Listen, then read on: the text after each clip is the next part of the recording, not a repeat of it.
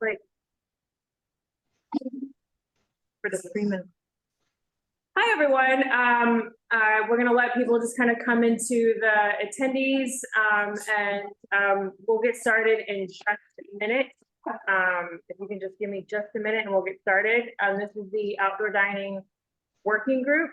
And we will call the meeting to order in just a minute.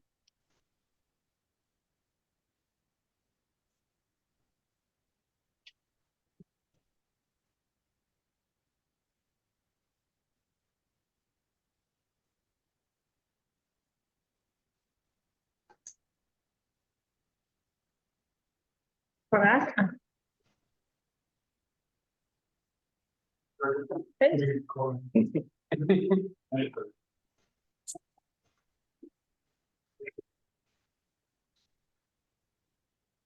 Oh.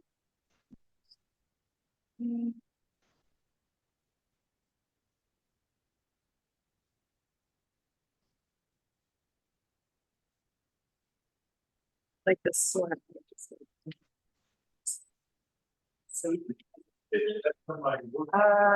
There should be, yeah. Are we waiting for anybody else? No, I'm just trying to get myself. Do you have a Zoom link? You have a Zoom link? Did you get a Yes. reg? Because I can't. It was. Did they email it? Right, I see we've got a couple people coming into the Zoom room, so we'll get started in just 2 minutes.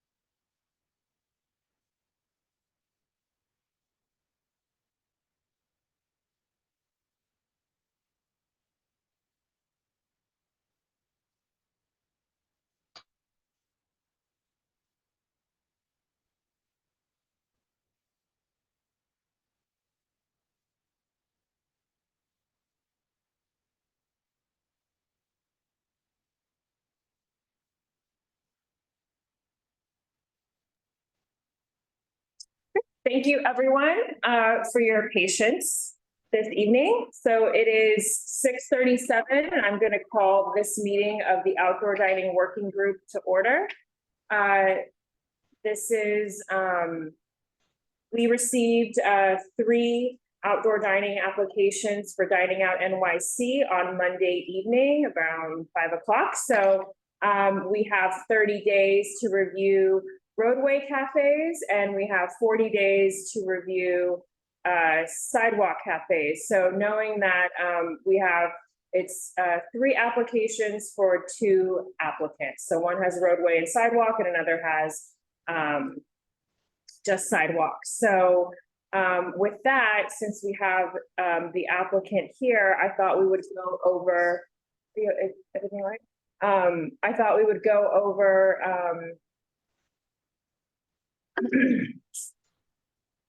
I thought we would go over the application for the applicant that is here, which is Oscar's Place.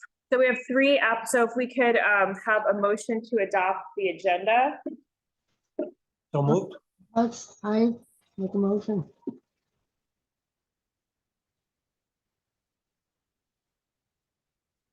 All right, great. So really quickly, I'm Valerie De La Rosa. I'm the chair of the CB2 Outdoor Dining Working Group.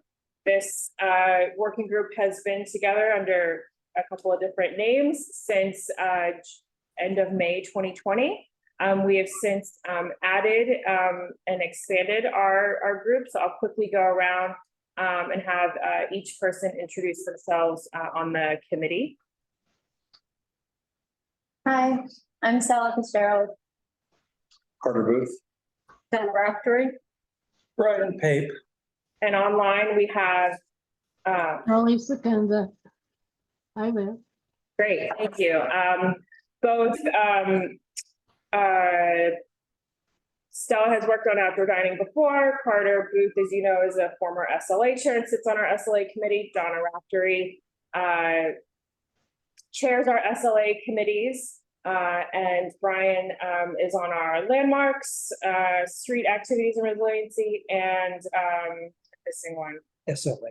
SLA, very important. And Shirley Secunda is our traffic and transportation chair. And the idea is that this group oversees lots of different parts of the board, and that's why we have continued to work in this fashion. Also joining us online, we have our chair, Susan Kent. And in the room, we have board member Cormac Flynn, who also sits on our SLA committee. So with that, I thought that we would, I see that someone has their hand raised from the public. So let me quickly, before we get started on the application, I'll kind of go over the order of operations here. So we're taking public comment through our Google feedback form. It's on the calendar listing on CB2, and in a second, I'll, or maybe somebody on the committee can put that into the chat. And it has links, and that's the way we're taking public comment, written public comment. So what we'll do is we're gonna go over the application that was submitted and referred to us from DOT. And then we will, if we have any questions, we'll ask the applicant if they're here to answer any questions we might have. There is no formal presentation. After we've kind of,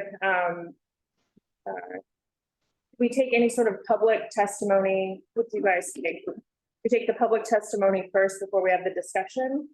Does that sound? Okay, so we'll do that. We'll do that first for the application that's here, and then we'll go to going through what we review on the application with any then questions from there. So with that, I'm gonna give, I guess we'll do two minutes or so for public testimony. So if you're here to testify, we're gonna start out with, we're gonna go and start with Oscar's Place first, which is 466 Hudson Street. It's for our Sidewalk Cafe in the Dining Out NYC program. So if you're here to speak from the public on 466 Hudson Street, Oscar's Place, please raise your hand and I will call on you, and you'll have 2 minutes to speak. I don't see any hands raised, so we can just go. Okay, John Maloff. We need, yeah.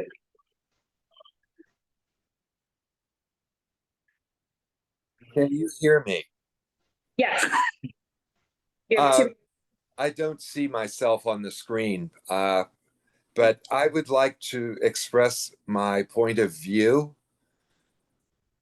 that the outdoor dining has created enormous noise for me personally. My apartment is on the second floor right over the sidewalk. And I have already been feeling as if every weekend is spring break with enormous numbers of young people. I say young 20-year-olds, 30-year-olds. I don't know what their ages are, but many tourists. I see people who look like they're from another country, maybe. Who knows? Get to the noise. It's the noise that I am bothered the most by. I can't have my windows open at all, and it's just really, really difficult. And already with outdoor dining, they want to expand that with tables on the sidewalk. They tried this on a smaller scale last summer. And they sit and drink. I don't know what their permit is now. I understand there's going to be a liquor license hearing for tomorrow. I'm very worried. My quality of life. Sorry, John, really quickly, are you talking about a specific item, a specific location? At Um, 242 West 10th Street. Got it. Not on that. Okay, we're not on that one right now. Oh, I beg your pardon. That's okay. So just if we could put a pin in that, Sure. and call on you and just, once we get to that application, that would be the most productive. Thank you. Call on you in just a second. Okay, so is there anyone to speak on, and if we could promote anyone that's, that we elevate to give testimony, we can promote them to panelists so that they can come on video and we can see them. That would be helpful. Thank you. So in the chat. For Oscars, that just so everybody knows, they've had a sidewalk cafe for 25 years. That's right. Right. And it's Nothing new. it's precisely how the layout is equivalent. Right. So Previously licensed sidewalk. right. So seeing that there seems to not be anyone else to testify about Oscar's Place at 466 Hudson Street, let's move our conversation to the application, any questions we might have. Carter, you had started talking about how that Oscar's Place, I believe since 1998 is what I saw in some of the files, that they participated in the pre-pandemic Sidewalk Cafe program that was administered by PCA. They have an executed stipulations agreement with CB2 and New York State Liquor Authority, the SLA. And from what it looked like, what was proposed in the site plan that we received, and what we're speaking to specifically is to the application that's linked on our website. So when we're talking about the site plan that's linked on our website, if you are following along and want to know what we're speaking about. If you've got it, yeah, that would be helpful. I would say, I mean, I Any, think the materials are all there. It's previously licensed. yeah, I don't think I don't think we have an existing below. there's- agreement already in place from the liquor licensing. If we don't need any more public comment, I think we can move on to the next one and discuss it in business. Okay, Because I don't think that we need to. do we have any questions for the Does applicant? anybody have questions for the applicant? No, Anything with the tree pit? Could we come to any? I have a question. I was just confused about the photographs that we saw, which are a little bit different from what the plan is. And I just wondered, was the photographs of the pre-existing cafe? Hi, it's all, come on up here, because we have the microphone, so if you want to come take a seat, so we can just ask some quick questions. Yeah. Because I did have a question as well, because I saw, and I saw there's, in the photos, there's 7 tables and 14 chairs, and in the site plan, you've got 6 tables and 12 chairs. Can you confirm which In one? a different configuration, so which? Yeah, that's Mr. Neil, Neil, the Corp partner. Uh-huh. He made the application and he wrote all those. Okay, so there'll be 6 tables, not 7. Is that correct? Think. Let me see. Right, okay, and the other question has to do again Yeah, with six. the photographs that were there to show the existing Mhm. situation, which seemed to show the doorway being blocked. And I know that that's a no-no, and just wondered, according to the plan that you show, the doorway will not be blocked at all.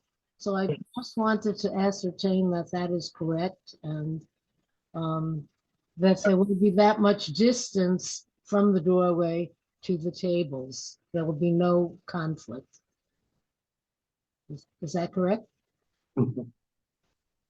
I think, could you pull up one of the photographs, maybe the first one? Yeah, that's right. The first one shows Yeah, the that door, one. you just said it, yeah. So that shows the doorway is blocked. Now in the existing plan, it seems the doorway is not blocked. I was just wondering how you managed to do that. Are the tables going to be smaller? If you go, I know maybe that it Mark, would be Mark, moved could you go to much the further- third photograph? Oh, wait, hold on. 1, 2, 3, the fourth, the fifth photograph. From that angle, you see that there's, I think there's Oh, space, yeah. like, Uh-huh. yeah, so I think it's maybe the angle, maybe? Oh, could be, or maybe they were taken at different times. But I mean, the point being that with the one less table, will that make the difference in allowing that leeway between, On the site plan, it's not blocked. This right, one- on the third site one, plan, it's not site blocked. Yeah, this one looks like it was on the site plan. Right, and that's, I just wanted to ascertain that the site plan looks like it's not blocked at all. Is that because there was one less table?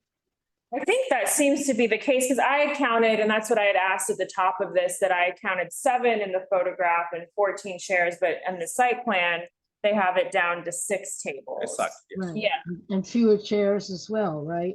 right, so I also think there's a little bit of extra room in this where they can be moved closer together. Yeah. So if you actually go to the 1998 Sidewalk Cafe plan, which is the plan that is an architectural rendering, which is not required now. If you look at all the measurements there, you can see it pretty much, it fits exactly in there. And if you look at the photograph, you can see that there's quite a bit of room between the backs of the chairs. So it's just a question of, True, so that they will probably be brought closer together and that will make for the clearance. yeah, because I saw, we have the old Mhm. plan on there, right here where it's got the 6. Yeah, so the configuration, while I'm seeing 7 tables, and as I asked, he confirmed it would be the 6 that are shown in the current site plan proposed. But if you look in the Google Drive, it's the 1998 site plan, which was an architectural drawing. It has the 6 tables like before. So Oh, I think, unless anyone else has any other questions for the applicant, I think it's pretty clear. Oh, yes, I have a question. sure. It's also kind of a question for Shirley. Can you Yeah. hear? Are you talking about the first row of tables, like the row closest to the building? Or are you talking about the second row? Yeah, I think it's really the angle. It seemed like it was the first row of tables, I think, if we go back to the other photo. But we've clarified now that it's a different plan right now. There's one less table. Yeah, I guess my question is, I still see discrepancies between the photos and the site plan with the placement of the planters. I don't know that it's anything, that significant, but where did it go?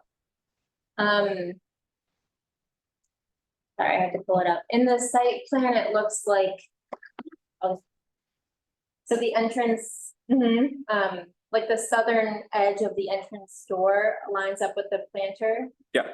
And in the way it is now, and in the photographs, the planter goes beyond and lines up with the north entrance, the north, you know what I'm saying, the north, Exactly.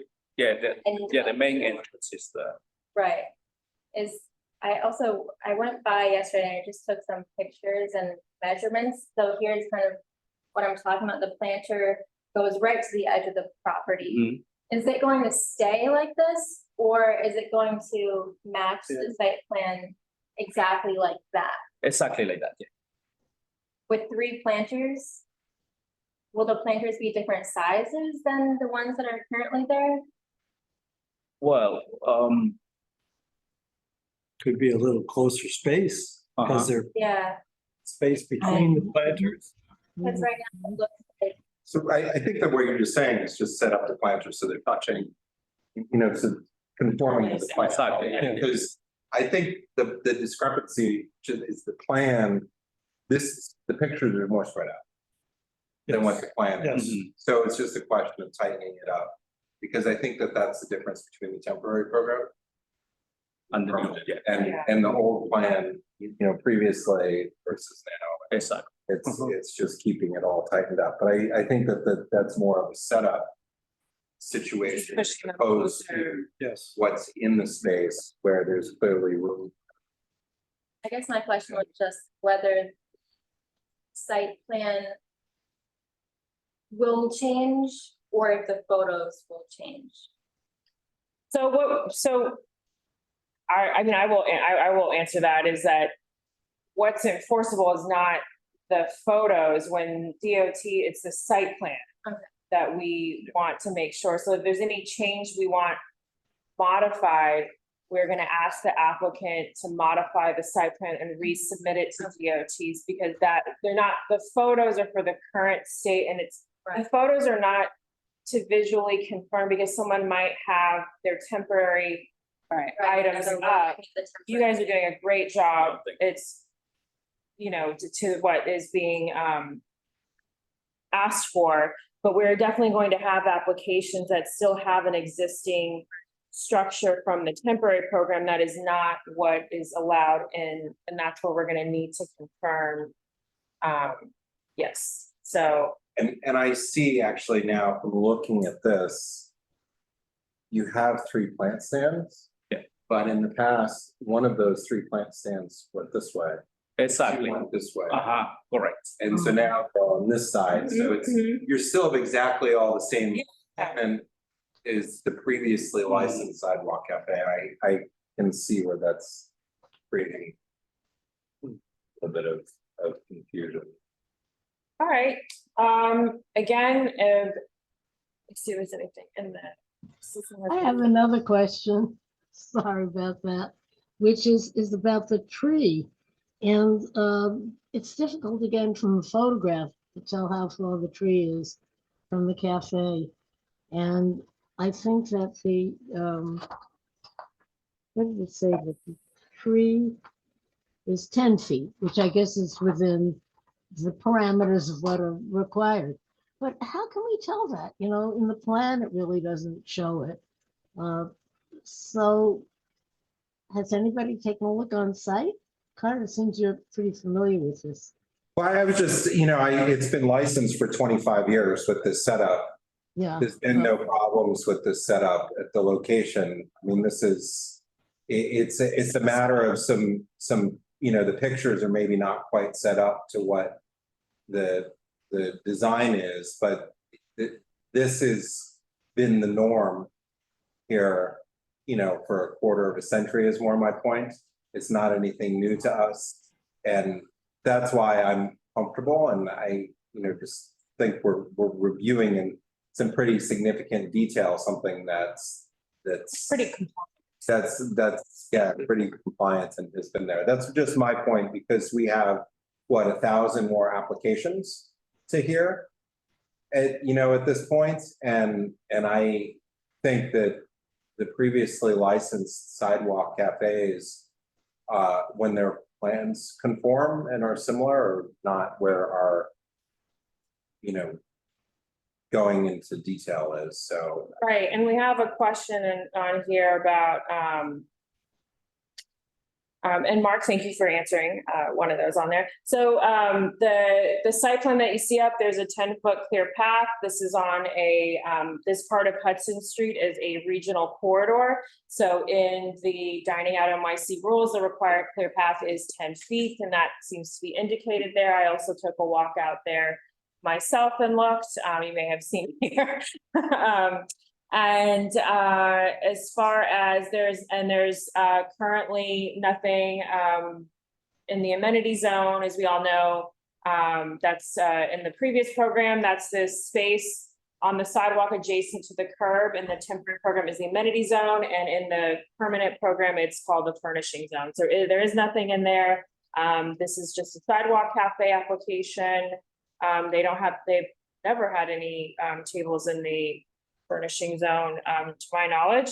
And no, this, yeah, just sidewalk. So I think we're set. Great, Can I ask one more question? sure. Can I ask how you measured the 10 feet from the sidewalk cafe to the tree bed? Well, I have the measuring over there. Yeah, because I'm just looking at a photograph. And if this distance is 10 feet, Mhm. I'm just wondering how the distance between the tree bed and I'm not opposed to this application at all. The reason why I'm asking is because I think that as a committee, we should be consistent with how we assess different measurements. And so I'm just curious, so that we can understand how we might enforce different measurements. So how did do you know how you measured between the tree pit and the sidewalk cafe for the 10 feet? Well, I don't have Or the is this with me. that measurement a prediction based on when the photos will match the site plan? Here's I the think- previous sidewalk. Yeah. 10 foot 6 inches, Yeah, it's fine. I'll get plenty that. of room, and that includes the required clear path, which is significantly wider. Yeah, I didn't bring my, So The photo has the planter coming out further than diagram, and I walked by there and it looks like the tree pit just barely, like it's there more by the, This is Clear as it. yeah. for me at least, when we walk by the sites, trying to measure and assess the space when we have to visualize another configuration. I understand. I'm just realizing that it's gonna be. I think here you can see this is how it's set up in the past. So there's a business next door, and this is how the two planners are there. So you can see there's a pretty significant Hi. distance here. I think. Well, So that's, but I think that's, If we could, Yeah, sorry. right, for sidewalk cafe. Yeah. So, maybe we said keep it okay, he could write me on. Thank you. Are we, just quickly, do we have? Okay. Okay, so I can't see. Okay, great. If you could just add her as a panelist to ask a question. Yeah, yeah. oh,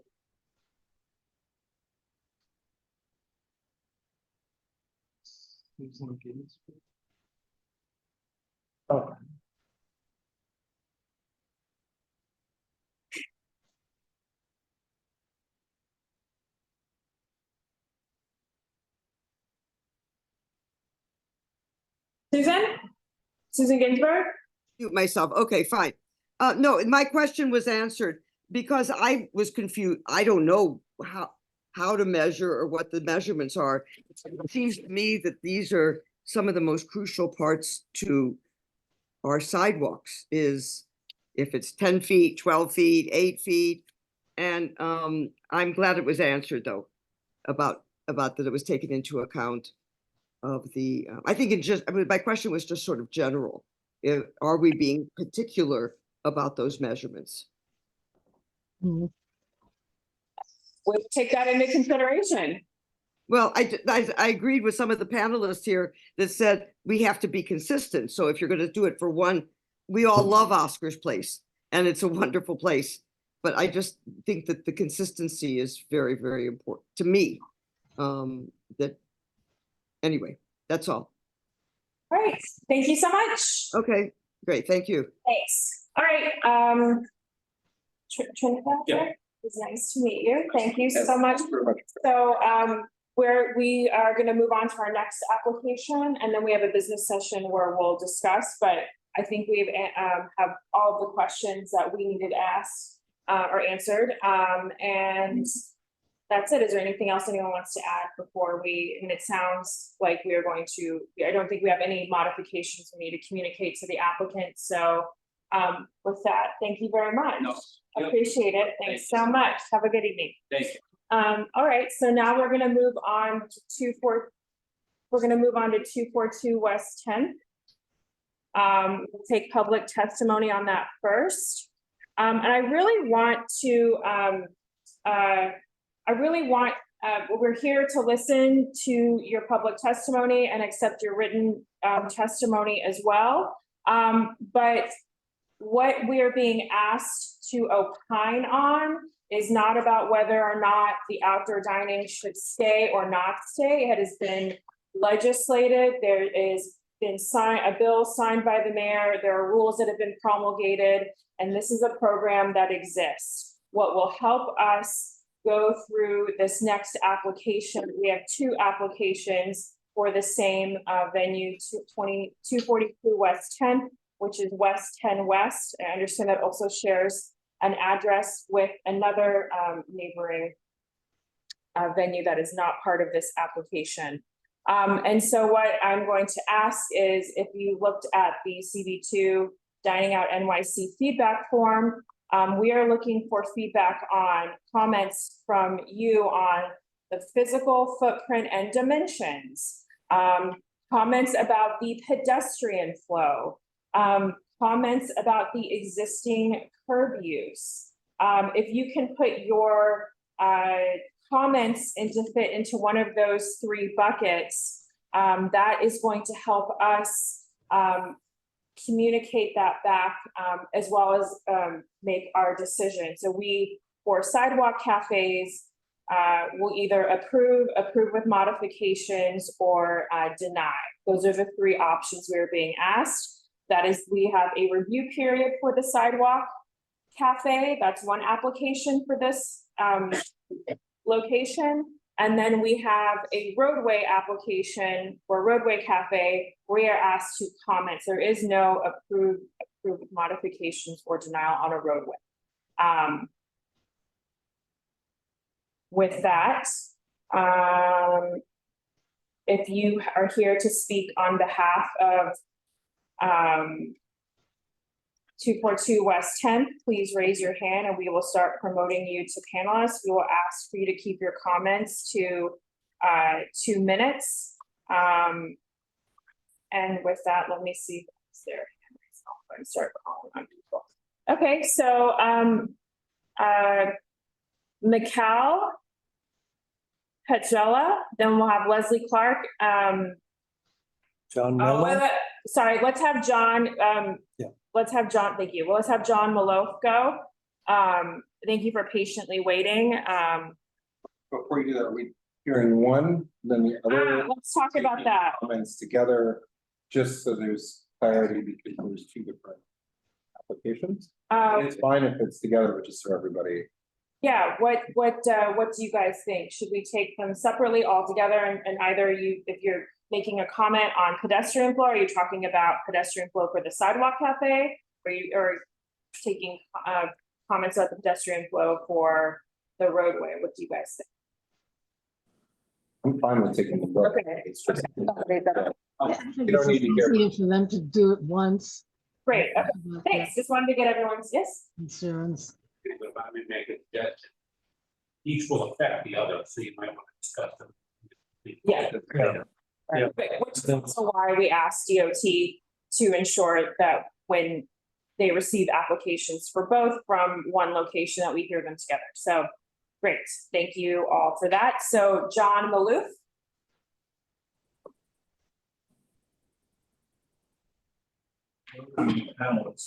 I know I'm Michael Petruzella, and I was joined as a panelist. Yes, I'm sorry. At the top of the meeting, John had started giving testimony, so we were just Okay. gonna continue. Yeah, that's fine. I'll wait. Fine, thank you. Hi, it's John. Hi, John. Hi, Valerie. I met you this morning. Yes, hello. Yes, it's nice to see you again. Nice to see you. I just wanted to comment about there is no room to walk regarding pedestrian flow.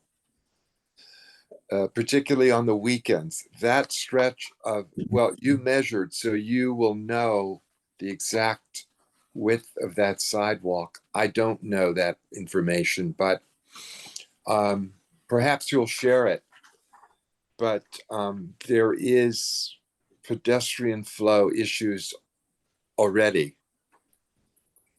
And it increases as the weekend approaches. And at the weekend, it is literally shoulder to shoulder. If any of you have been on West 10th Street at brunch time, at that location, 242, it is shoulder to shoulder, and the noise goes late into the night. And everyone in my building is affected by it. It's a quality of life issue. So that's what I wanted to say. Yeah. John, just to clarify, just to put this sort of in the parlance of what we're reviewing here. Is there a required 8-foot clearance that's through the space? Because that's what you're talking about, and that's the aspect that the Department of Transportation is reviewing. Okay. I don't know that information. Okay, because that would, under the rules, you know, the compliance part is the measurements, and that sounds like what you're talking about. If you talk through that's the issue. So I'm just trying to translate your comments into the format that we're discussing. So, okay, thank you. You're welcome. Thank you. I'd like So to ask John something. Yeah. Yes. go ahead, Shelley. That's really, Hi, John. You're describing what are the current conditions right now? So Yes. Is there a cafe there now?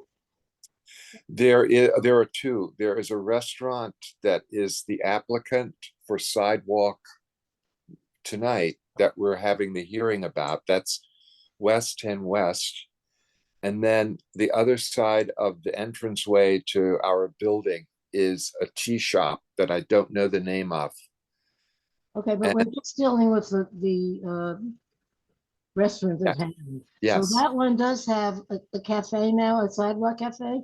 I'm just trying to see if it's. So I Neither one. can answer that. I can answer that. So currently, there is no sidewalk cafe for this applicant that exists. What exists now is a roadway. Yes. And it's a fully built out 4-wall roof, closed door. Shed, in other words.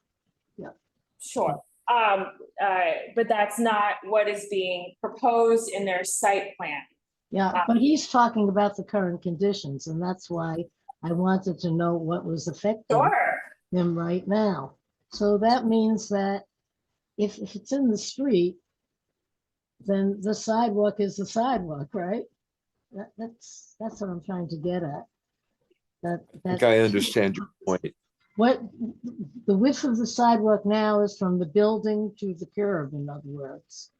Right. So if I can share my screen in a second, I can show you what the current conditions are, because I walked by it. And as you're doing that, I'll say what else I wanted to say.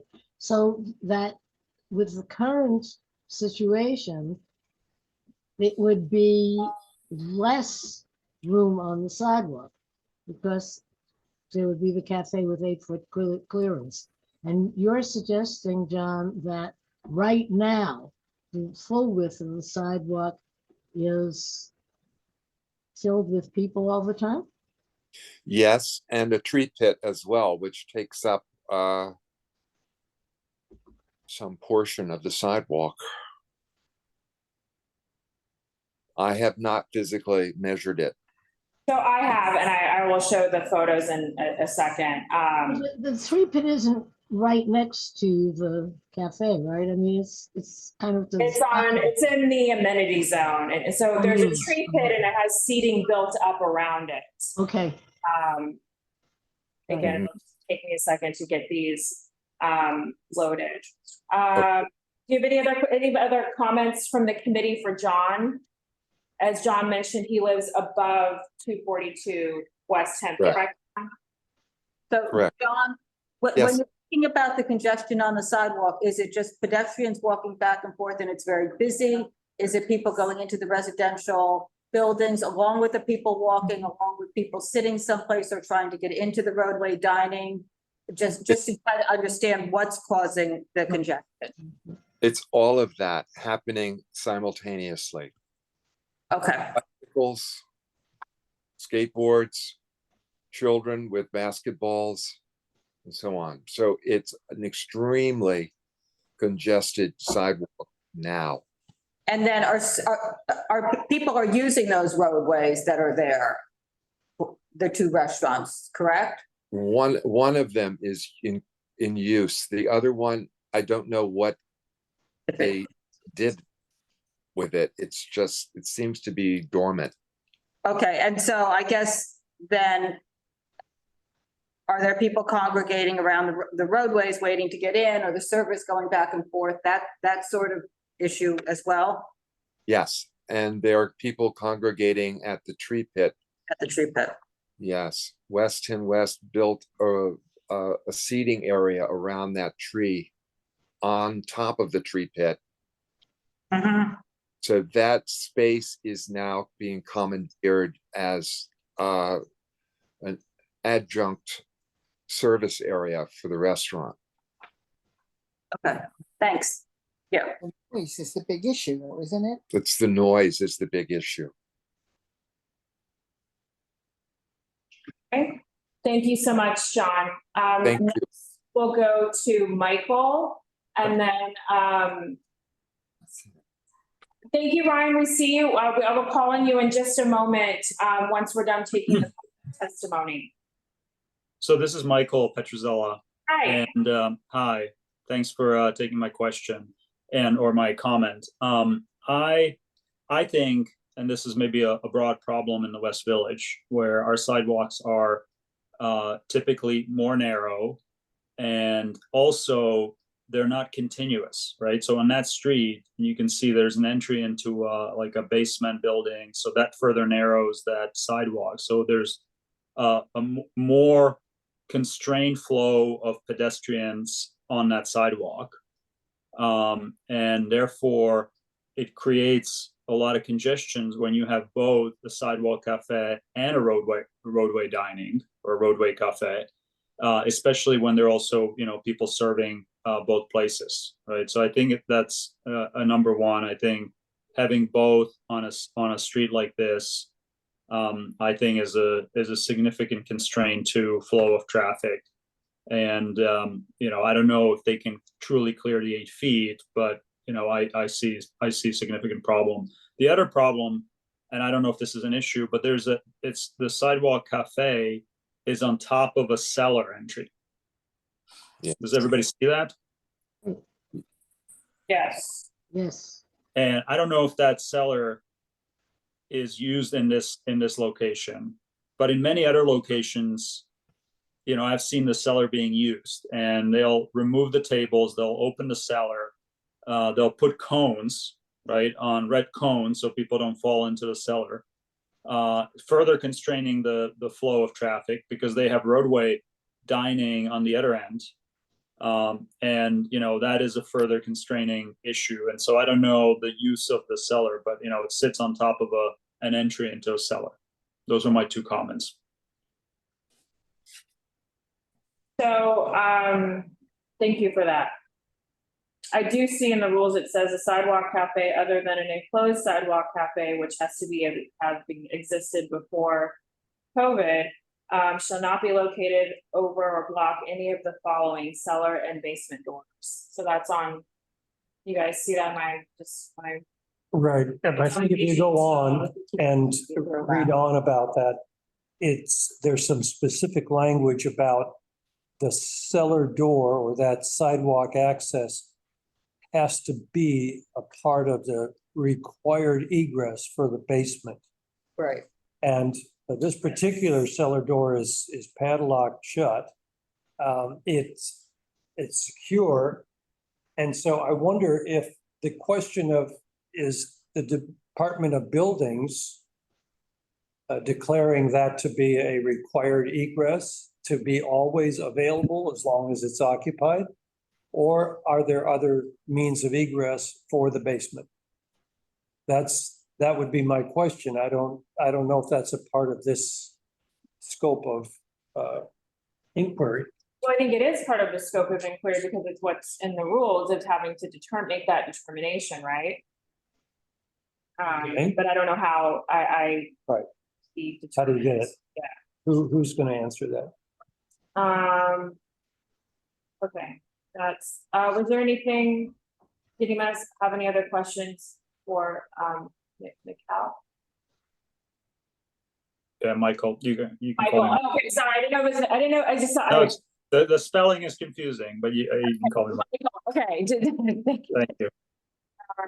Okay, so any other comments on that? If not, we'll move on to our next speaker, Leslie Clark.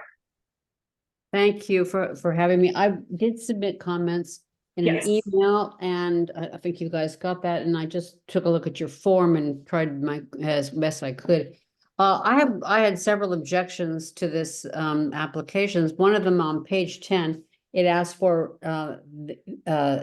the applicant to check the box of required clearances, and there are several. I know this location well. That they Leslie, did not check. really quickly, can you confirm if you're looking at the roadway application or the sidewalk cafe? I'll talk about the sidewalk first, then the roadway. Thank you. They Thank did you. not tick the box for a tree bed, which in fact is there. They did not tick the box for a primary building entrance, which is actually right next to the door of the residential building, is right next to the door of the restaurant. They did not tick the box for a required clearance from the primary building entrance, and they did not tick the box for the bus stop sign, which is there. So I find it troublesome that they simply left out what could be troubling required clearances. That strikes me as that this is inaccurate. And I also have had dealings with this applicant before, and on many occasions, they simply have been less than accurate and less than forthcoming when discussing their plan. So I find it troubling that they failed to mention 3 required clearances. And by the way, the one about especially the one about the primary building entrance, it's right next to it. They haven't mentioned whether or not they have included that in their drawing of their sidewalk cafe. But I also have a problem with the sidewalk cafe, which is, they say 11.5 feet wide. 8 feet of that is going for the pedestrian clear path. You then have 3.5 feet for 2 tables within a required barrier. But if you look at that, at their drawing, it does not take into account that, and this I think is going to come up again and again in this application and in others, that the rules require that a licensee, and I am quoting from 510 section M, a licensee must ensure that employees serve patrons solely from within the perimeters of such sidewalk, cafe, or roadway cafe. If you look at that, it is basically has left no room for service by wait staff within the drawing. Therefore, I can only conclude that they intend to serve from outside their perimeter.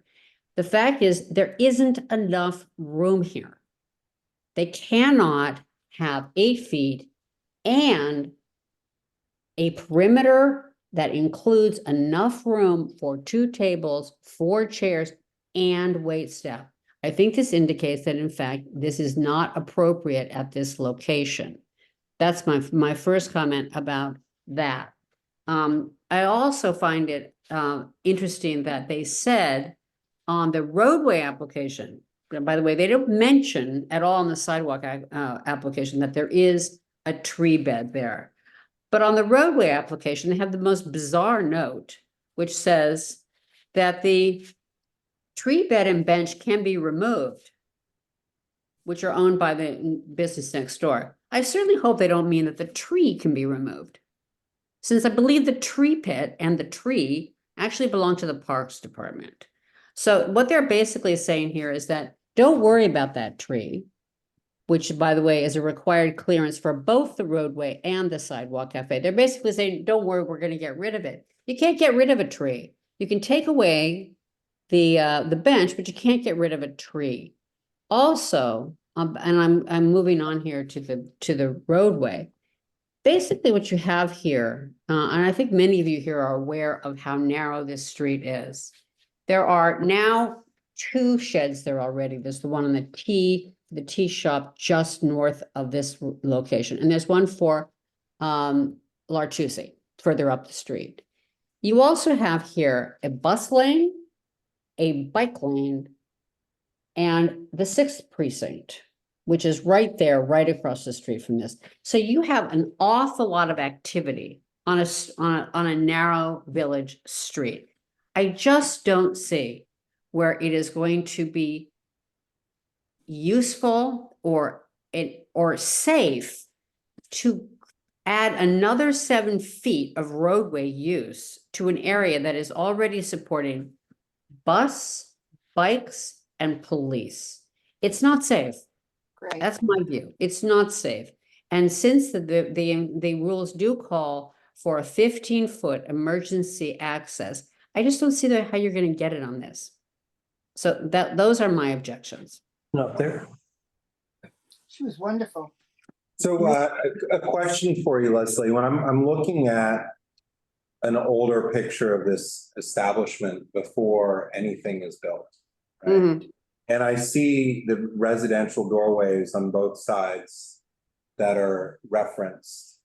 And it would seem to me that, and I think that you're accurate with the clearances, that you put clearance, but it would seem to me it's possible that there's room for a table and 2 chairs that One might, table or 2 chairs, maybe. right, it Maybe. might meet those requirements, but I think that you're accurate in those clearances. I mean, is that?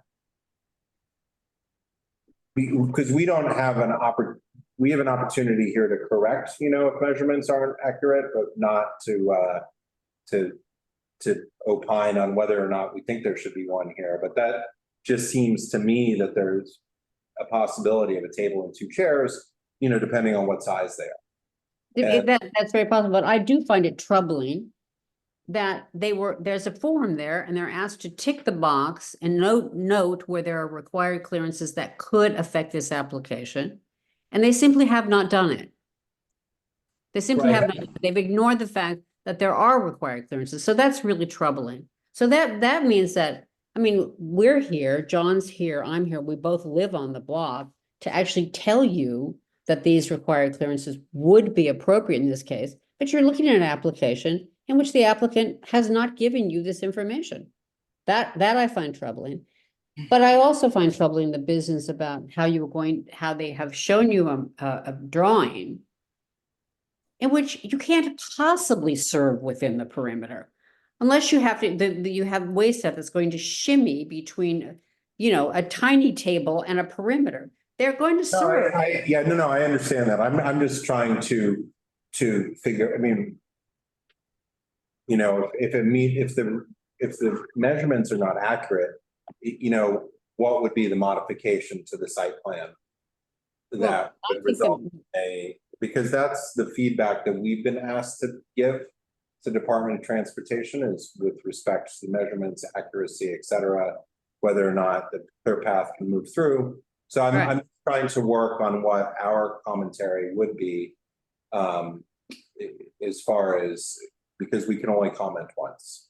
All right, my view on that would be, at the very least, I'd like to know, and it is not noted in this application, are they 5 feet from the residential doorway? Because it sure looks to me like it's not.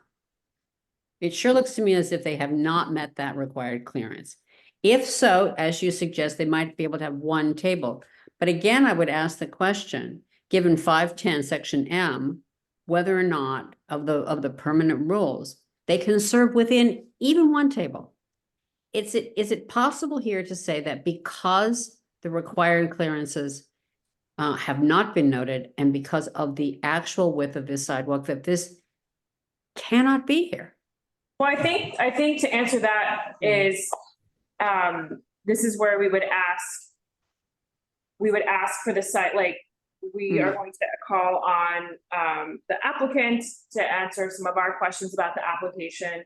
And so that's where we would want them to submit an updated version that's accurate. Because to your point, there are things that do exist that were not checked off, and so they're not being acknowledged in the applicant in this site plan. And this is kind of the record of what's agreed upon as to what our shared reality is for the space. Yeah, I mean, I think it would be good to ask them to, I mean, I don't know exactly how this process is going to work, but to ask them to resubmit something that is accurate, in which they actually note that in fact required clearances are appropriate and are not noted. Have those, if in fact they have the required clearances, that's fine. Let's see what those numbers are. And as I've said, you know, the fact is, I don't see how they're going to possibly serve within the perimeter that they have written, that they have drawn here. And the other question that I have, and I'm sure others have, about the roadway is, what does it take to satisfy that 15-foot emergency lane? And is it satisfied on this block? And I know this street really well. It's not just that the sidewalk is busy, as John has pointed out, the roadway's busy. And just to sort of cut to the chase to get to everybody's attention on the right place on the roadway. So this shares, there's a police precinct located here. As you mentioned, there's a shared bike path that goes down here. There is a bus route that goes down here. There's a painted white line demarking the edge of the parking, which during Q&A with DOT, they've indicated is the measurement point from the emergency lane. And I think that the measurement from that white line to the existing structure, which seems comparable to what's in the written plans, is only 9 feet. Is that 10 feet? 10 feet. So it's 5 feet short. We don't have that measurement on here, and we don't see any waiver from the fire department, which I believe is the agency. I know you pass by here frequently. I certainly do. We know there's not much room on either side of the bus. There's a picture that we have, you know, with the bus there. And we also know ambulances frequently park in front of the precinct, and not always parallel parked flush with the curb, so that there's issues generally with clearance. So there's a lot of open issues, but I just want to put that out there so we don't have to keep talking about it. Go ahead, Brian. Well, and I want to collaborate with everything that Ms. Clark has said. Everything that she has said has been accurate. Valerie has measured distances. I've measured the distances. We have, yeah, and Stella. And so, all right. So we've all verified that these dimensions are insufficient to meet current rules. And so having the public testimony is very important, and we appreciate it. We can corroborate it, and we, I think that we can move on or go on with the business session with that. Yeah. Do we have any other public? Thank you, Leslie. Thank you, Michael. Thank you. John, we'll call on the applicant in just a minute. Is there any other public testimony on Zoom? Please raise your hand in the room. Please let me know and I will call on you. Okay, great. He may not want to be promoted. He may want to speak. Okay. Yeah, he did want. Yeah, maybe just allow him to talk. Thank you. Perfect. Yeah, thank you. So I see in the photographs that there appears to be conduit running from the building to the roadbed. I'm not certain who that electric conduit serves. I raise this because there's no indication on the paperwork that there will be electric service to the roadbed. However, recently the fire department spoke about this issue during a New York City Loft Board meeting and raised a number of concerns, particularly in regard to outdoor dining and electrical conduit stretched from the building across that becomes a hazard if there is a fire department incident in the building. And this was of great concern to the fire department representative on the New York City Loft Board. So I just wanted to clarify if this applicant intends to have electric service across the sidewalk. Thank you. Pete, while I've got you on here, Yeah, this the conduit, I don't know if you, I guess, can you see my arrow here? Is this what you're talking about, this running along, yes. right? Okay. Got it. Thank you. Eddie, answer. Eddie has his hand raised. I'm sharing my screen. Eddie? Oh.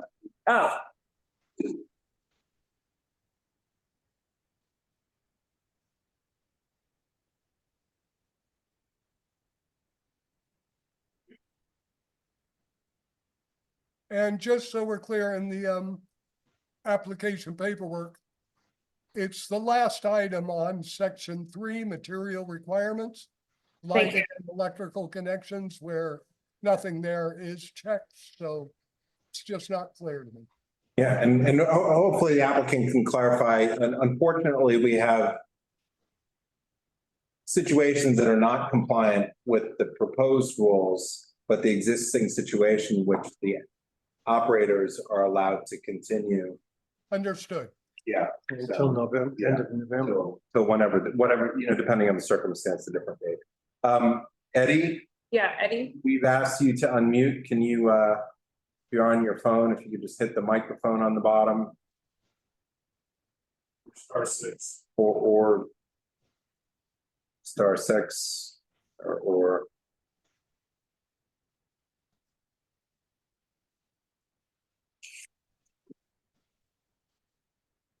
I don't see Eddie, but he did have. We did have something in the He comments. did make something in the comment, which is, it's now the community's job to complete the restaurant's application. Why would they bother filling it out? Best left blank. I mean, which Right. So I guess we can, if we ever want to answer or ask the applicant questions, I was just going to show some photographs of very loose measurements. So it's 8.16 feet from the tree seating to the building line is what I had. That just showed it up close. And then the sidewalk, I think they said 11.5 feet, so I had 11.64, and again, I have a tape measure that's moving around and people are stepping on it, so I had that, and then Mark, could you, there's some chairs falling, could you, thank you. And then here, as we know, this is a neighborhood corridor, which we know means that the required, sorry, let me just pull up the rules. The required clear path for a neighborhood corridor is 8 feet. So let me just go back. Oh, here we go. So anyways, just showing that from the pedestrian mobility plan. So then as far as so now going back to the roadway here, from the 10th Street has this white line, and maybe Carter, you can explain what the white line means. the white line just marks the edge of the lane there, because I believe this is a bus route and a bike lane. So it's painted clearly, but in our queries to the Department of Transportation during one of their public Q&A sessions, they had indicated that the emergency lane would be measured from that white line. And it's 15 feet, but we also believe Valerie had emailed them. Yes. And they had, I'll let you. Yeah, let me pull that up. So I emailed DOT to ask about the emergency lane. So let me just go to my, oops. All right, okay. So this is the answer I received from DOT on the emergency lane. we are not requiring applicants to measure the roadbed out of safety concerns. As you can see, I took my life in my hands this afternoon, and did so, and I was just fine. But plan reviewers are checking for 15-foot emergency travel lanes, which is what's in the rules as the requirement. We're asking for revisions on the site plan if we think it won't be met. Basically, you will only receive applications that the plan reviewer checks for compliance. But clearly there is a lot that was not checked on this application for compliance because there was a lot just not filled out. So when I measured from the white line to the edge of the current shed, and again, we're not here to opine on the aesthetic of what's existing. We understand that this existed in the temporary program. Once an applicant receives approval, the applicant has 30 days to come into compliance. So I understand that. So 9 feet, 5 inches is what I had to that line. And then my tape measure only went to 12 feet. So I'm just showing you how the 15-foot lane would go, it would extend into the other side. And so it does not exist. Well, and So do you want to add? I did the Okay. three measurements. I measured at the other end of Okay. the structure, which yielded a 10 feet, 0 inch Okay. from the wood structure to the white line. Oh, okay. So, But the parking lane, if and for everyone, for the context, Brian is a licensed architect. okay. So I know how to measure things. The parking lane from the face of the curb to the outside of the white line is 9 feet, 0 inches.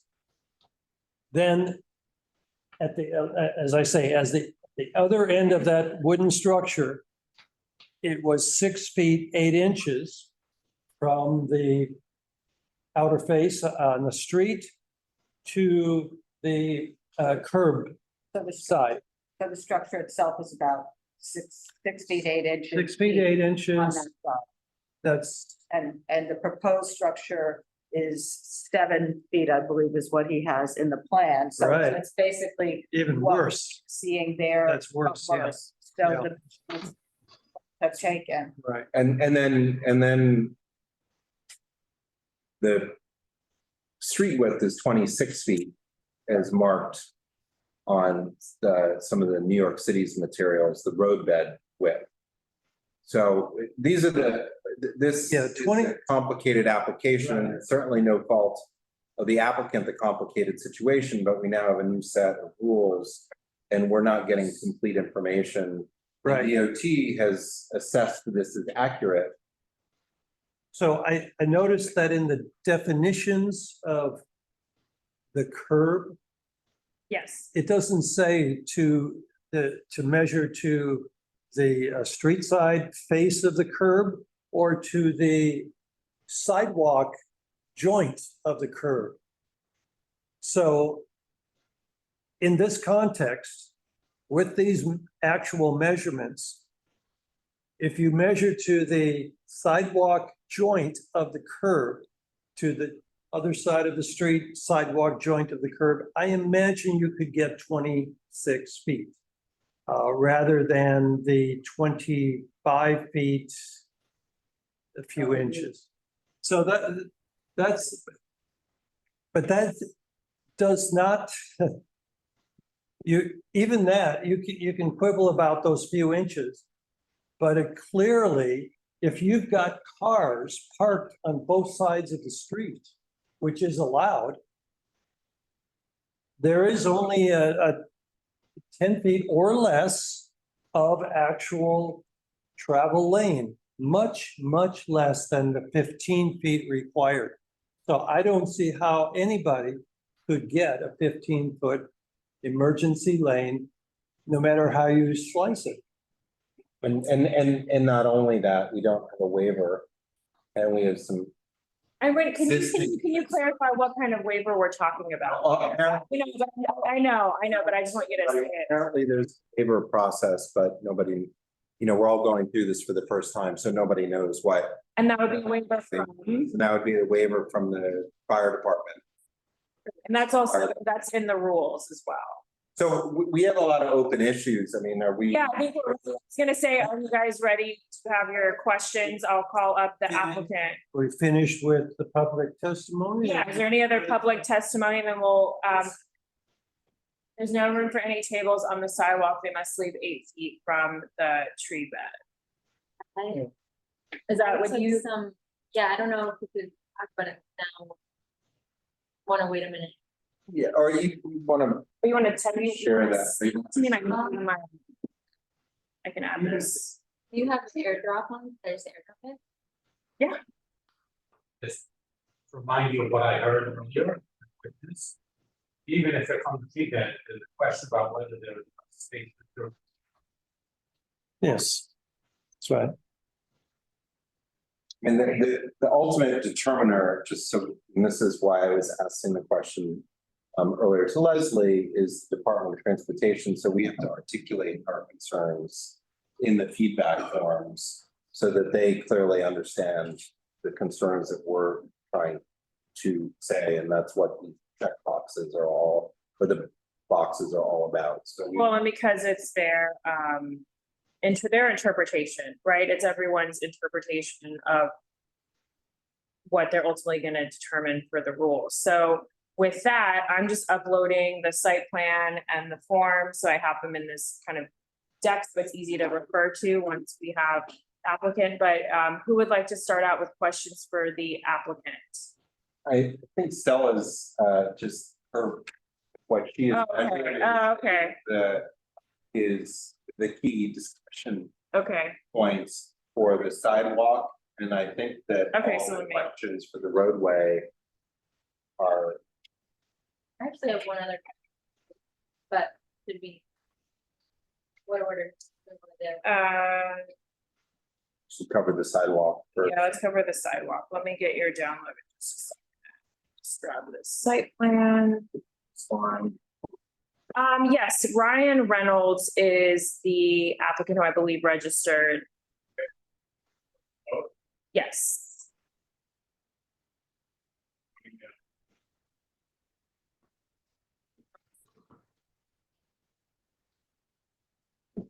Right, Ryan, are you with us? Thanks for hanging on there. All good. I'm just gonna paste in some notes as well that just to make sure that we cover everything. But obviously, like, feel free to start wherever you want. Great. So Stella, let me grab what you sent and I'll put that up on screen. Second. Good on right now.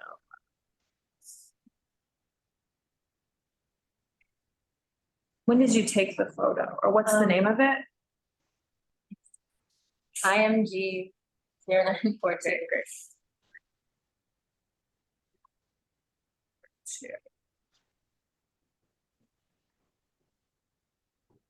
I don't. Want me to read? No, I see it.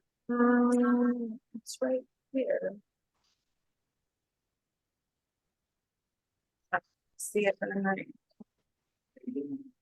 Oh, it's airdropped. I see it. Like, I see that I received it, that it's complete. I just don't see. Your downloads folder. That's how you.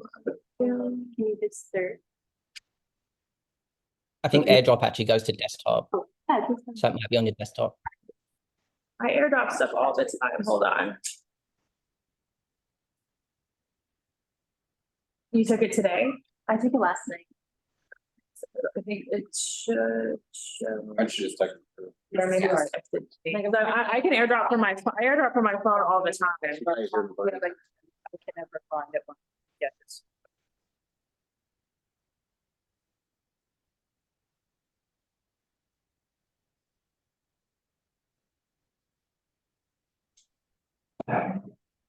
And accepted. So. 1 second.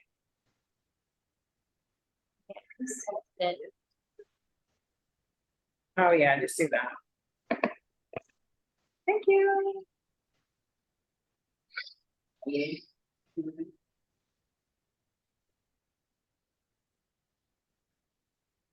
It's taking a second to sync up, like. They all like this.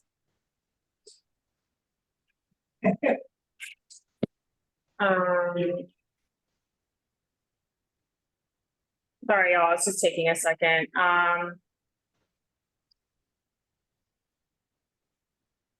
Let's see.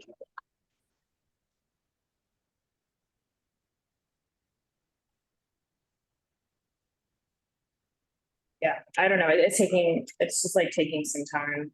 So does anyone want to start with questions for the applicant? So we have public questions in the room. Okay, I asked for that before we got started on this, so yeah, go ahead. Okay, let's go with the questions. If you'll, George, we have to, can you come up to the table and so we can hear you? Yeah. Yeah. I can't.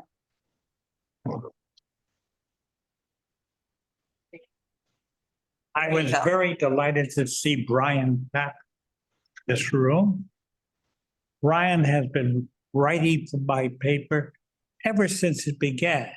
That's years. And I hope he continues to write for the paper. And I have been aware of the outdoor cafes. And I came here, I had many questions. And I sat through your very precise concerns about the dimensions and were they in any way conflicting with traffic. But as you well know, most people hate the outdoor cafes. They're ugly. Some of them are brutishly ugly. Now, if I had a cafe, every table counts, and giving them the ability to build outdoor cafes meant the difference between continuing to operate their business and bankruptcy. Life is filled with compromises. But I think the first time I went to Paris, and I was staying in a tiny little hotel on a mean little street. And then I walked from that hotel to the Champs-Élysées. Ah, boulevard. Fantastique. But Paris was like Brooklyn. It was crowded. And they tore through the rubble, centuries of small buildings and built a grand boulevard. And then I thought of the cafes in Paris compared.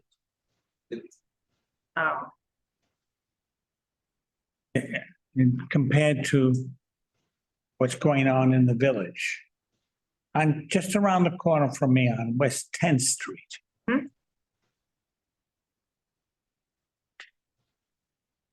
I don't know how to make them attractive. I don't know. And I don't know whether this office feels is your responsibility or your purvey to try and come up with attractive outdoor cafe. But I leave you with that thought, and I invite you to use my newspaper to try and convey any strictures that you feel are extremely important to the future construction of outdoor cafes. And I will print your article, or Brian will write it, and we will print the article. Thank you so much for. Thank you for coming. Thank you. Yeah, I know, I'm trying to save it and, Wait, do you see it in there? yeah, I see it, I'm trying to get it. It's a good point that in Paris, the sidewalks are wide. And it accommodates all that pedestrian activity. Right. West Village, we're tiny, the smallest sidewalks, the smallest streets in the whole city. Oh, yeah, Houseman, sure. Yeah, that's, Take your wheelchair, like this. oh, I believe it. I believe it. I can't even imagine if you tried Christopher Street near where I live, you couldn't pass in a wheelchair. It's so bad. All right, sorry, I got the photo, so if we could kind of cut the side comment. George, thank you very much. Dusty, thank you. Now I will go and share this slideshow. We will go back to the applicant. So let me just save this. Yeah. So save this in my drive. Okay. All right, so let me, okay.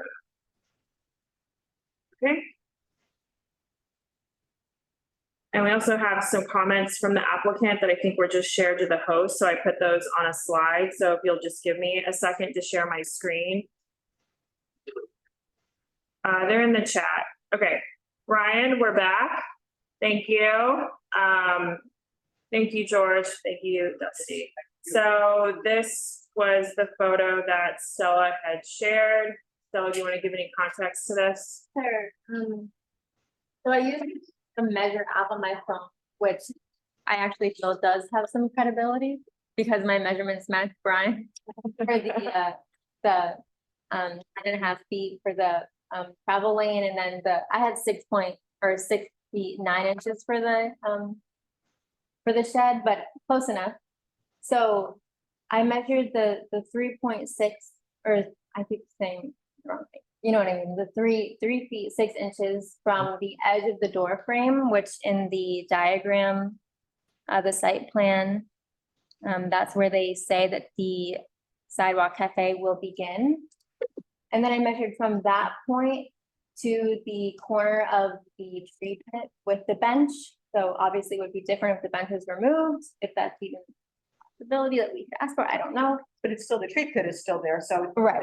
Right, so there's going to be, you know, the stones that are not even for wheelchairs to roll on top of. I have an ADA mindset, because my mom uses a wheelchair. So it's less than 5 feet between where the edge of the sidewalk cafe will be and where the tree pit bench is, which is less than 8 feet. It took me looking at the diagram to translate the importance. So the 3 feet 6 inches corresponds to the diagram that was provided for the width of the sidewalk seat. And that leaves the rest of the space. And your diagram, you see if there are 2 measurements. We'll go back to sharing that. Yeah, it just went off. I didn't do it. So the 3 foot 6 inches, the measurement in it leaves not 8 feet, but significantly less. Right. And that was the issue which corroborates the concern from the community.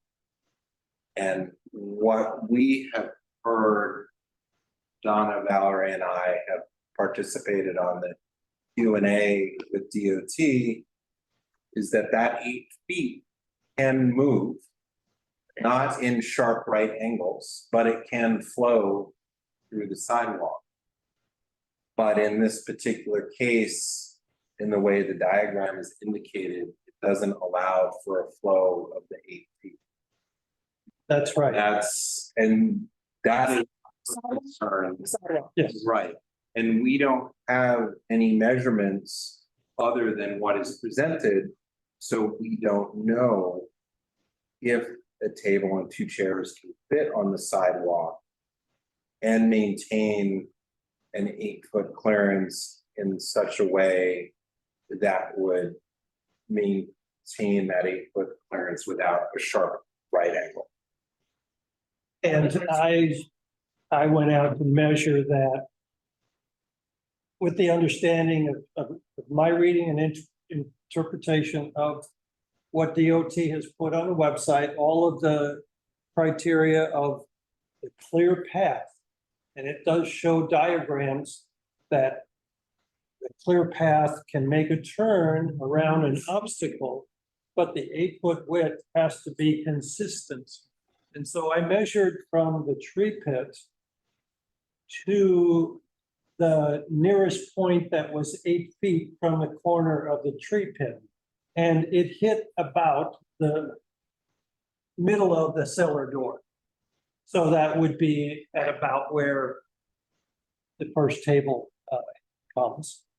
So it does seem like following the DOT guidelines that there would only be room for the one table to maintain the 8-foot clearance. So that's my take on it. That's my interpreting the guidelines to what the existing conditions. It would seem to me we all should just talk so set of measurements. In a clear way, in a clear language. We're all saying the same thing 10 different ways, but we have to translate it into language to communicate. So are we asking the applicant to read? Well, that was our concern. Well, that was the concern. So maybe we can hear. Yeah. Brian, can you, Yes, I think you guys have said a lot there over, like, almost repeated it, but like, what is the like direct question that you're asking for here? Yeah, well, I mean, from the corner of the tree pit, you can see on the diagram that's up there, the bottom right square, from the top left corner of that, the 8 feet. this? Yeah. Brian says that the 8 feet measures about at the where the 8 feet back, and is that your cursor? Yeah. You just move it to where the 8-foot is between the tables. No. Between the what? Yeah. So the 8 feet from the corner goes to about to the outside of where the middle of those two chairs are. So it would appear from the measurements that the table and chair on the bottom portion of the screen wouldn't be able to be there. Yeah, so what I'm sorry. Yeah, just in maintaining the 8-foot clearance. It's just scale. Yeah. So what I'm kind of like looking for is like, obviously this is a proposed diagram sent across to DOT, and that's what I wanted to hear back from them in terms of a response, exactly what it is, because I know you mentioned a fluid 8 feet between, but like, what does that look like exactly? Is it from the door to the bed, or like what part? So that's the thing that I don't know. And I've not had an answer for yet. So that's information I'm looking for from the DOT. You know what that answer is? Well, it's an 8-foot path. So Yeah, it's in the clear path requirements. It's not sharp angles. And so it's an 8 where you have the tree foot, I mean, where the tree bed is on the upper part, right? If you took an 8-foot wide stick, right, and tried to walk through, when you turn with that stick to turn, that's essentially what we've been told is how the 8-foot clear path is measured. And that's different from what's outlined in the pedestrian mobility, which would say that the line is actually where the tree is and it's straight. But from our understanding, and again, everybody, some of this is not explained well, right?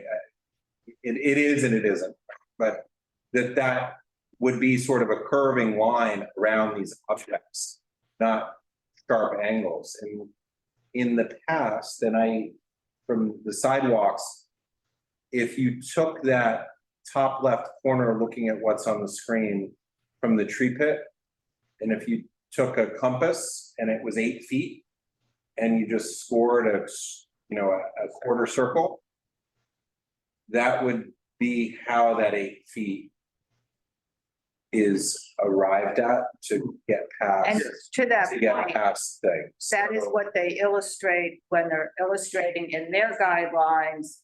They show it that way when it comes to the subway entrances and everything. They have that curve on the dining out there. They don't go to that when you go down to the lower levels of. But when I measured this, it was 5 feet. No, we understand, that's what we're saying, is that Yeah. table camp Right. would- Yeah, That's right. because I went and measured it today and I measured 5 feet from the corner. Wait, no. Well, that's what Stella has basically. Approximately, that's right. Yeah, That's what's left between the tree pit and the barrier for the seating, As it is now. about 5 feet in that diagram. And I guess the other question was the residential doorways. Which gets resolved if you're If you clearing lose a 8 feet table, from. right, exactly, at least on the one side. Yeah. On the other side. so it sounds like we're asking for the site plan to be amended to 1 table for the Sidewalk Cafe in order for us to approve this with modifications. True. So Will you? I think the thing that I would probably like is, rather than like saying table, like table size, I need to know kind of dimensions. Rather than saying table, because that can obviously decide if we go with bigger, smaller tables. Right, so whatever size it is, if you can get 2 tables in there with that 8-foot clearance, it just doesn't exist now. But when we write our recommendation, we are putting how many tables and how many chairs, because that's how the previous Sidewalk Cafe program, that just, it's just, we'll need it, whatever we come to agreement, we will need a revised plan resubmitted so that's what's on file with DOT. So Ryan, so what I'm just looking at, just sort of the sidewalk, right? You're absolutely right. Table and chair size are definitely things that in the past have been different, right? To maintain clearances, that's not out of the norm in this discussion. And we have many examples in the pre-existing Sidewalk Cafe program of that happening. The issue here is if you take the doorway to the east, which would be the top of that diagram, where your window ends in this diagram, it looks like 5 feet is right to that line where the window is. And I don't know if you have any pictures illustrating, I'm just looking at an old Google Maps of the storefront before any of this stuff obstructs the view. Actually, This is the residential. from that, Yeah. that edge of that doorway is supposed to be 5 feet. So that goes up to whatever point that is, right? So that's the 5 feet from that residential doorway.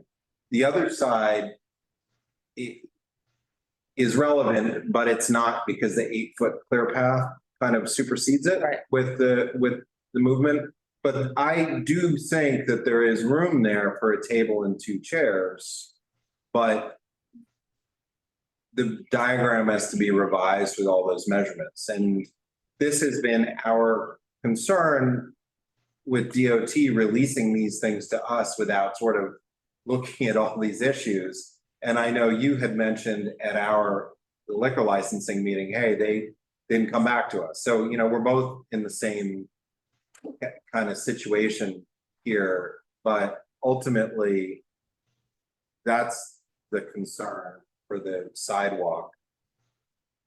And neither the terminator on that, right? But if we point this out to DOT, this following their rules, it seems accurate. And we make a recommendation on it, And one of the things is it can be smoother going through, right? If everybody agrees or I guess they send somebody out and who knows what that means for how long that takes. Well, for the Sidewalk Cafe, if we approve with modifications or deny, that triggers a DOT public hearing for the Sidewalk Cafe. That's not a given. That's only if we were to approve it as is, which is really which is unfortunate that DOT allowed this incomplete application through, because we cannot approve it as is, which means it does either way. Whether we approve with modifications that both of us agree on, or it's a denial, it is going to trigger a DOT public hearing for the Sidewalk Cafe, but our response to DOT is getting in before the 40 days. You're not waiting 40 days to get that decision to DOT, because we're hearing this 2 days after we received it, right? So at least you're not going to have an extra month of waiting for us to submit our decision on that. Well, I think the big thing is either, you agree with us or you don't, and that's fine, right? But that just goes to whatever our recommendation is. But on this, I'm we're just fairly- looking at the sidewalk now. on the sidewalk. Right. I'm fairly confident, though, that some of these clearances are pretty straightforward. I know that the reviewers at DOT are, also new to this, but I know. It does seem clear to us. Yeah, and I think that all makes sense. And the one thing that I kind of want to know is as long as it's fair and it's the same for everyone. I want us to have as much of a fair chance as anyone else. For instance, the application proceeding, this one, I noted, which was said a couple of times, it's been there for 25 years. So it's fine. So just because we're a younger business, being there less than a year, we shouldn't have any different rules to anyone else. And obviously we will follow. Obviously this is a new program, and we will address changes where need be. But that's the only thing that I ask, is that this is a fair process. Ryan, let me comment to that. Ryan, 110%. We want to support new businesses coming into our community district. The reason perhaps the reason that conversation went is because we had an architectural site plan from the previous Sidewalk Cafe program that mirrored exactly what they were proposing. So that's where, so please know that's where that was coming from. And I'm happy to share those two with you if you'd like to see, but they look nearly identical. And that's where the comment was, because that was a site plan by an architect from 1998. And it looked very similar to the one they were proposing now. And they also are pretty much in compliance with what is in the new rules. While that's being in compliance now is not what we're here to do, because you do have, once an approval happens from DOT, applicants have 30 days to come into compliance with what is agreed upon. So please know that we are here looking for solutions. This is not any sort of predetermined thing. So please know that from our end. And just, this is the residentially zoned area, so it wasn't eligible previously for sidewalk cafes. And the cross streets, because they're residential cross streets, have a lot of features in them which aren't as prevalent on the avenues in the commercially zoned areas.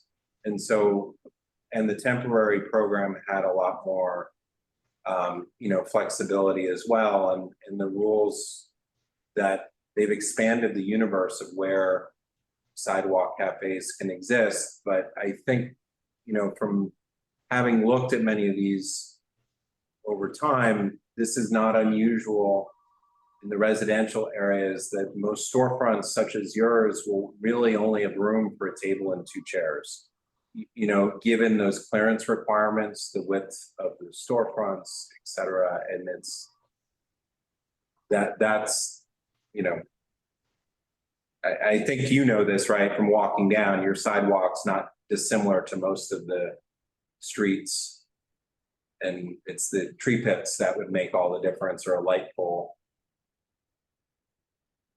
I know that Cormac has a comment. Ryan, did you want to respond to any of that? I was going to have Cormac No, that's good. That's okay. As somebody who's You wanna, as someone who's not on this committee but was listening, Ryan, I mean, I also want to, the thing about that plan having been there for 12 years, but nobody was just okaying anything that was out of the measurements. And this issue about the measurements and being careful about the measurements, I can tell you, I have confidence this committee is going to enforce that equally to every applicant going forward, and there isn't going to be any kind of grandfathering or something like that. Oh, well, they're out of, they don't meet the requirements, but they never did. No, everybody's got to meet the new requirements. yeah.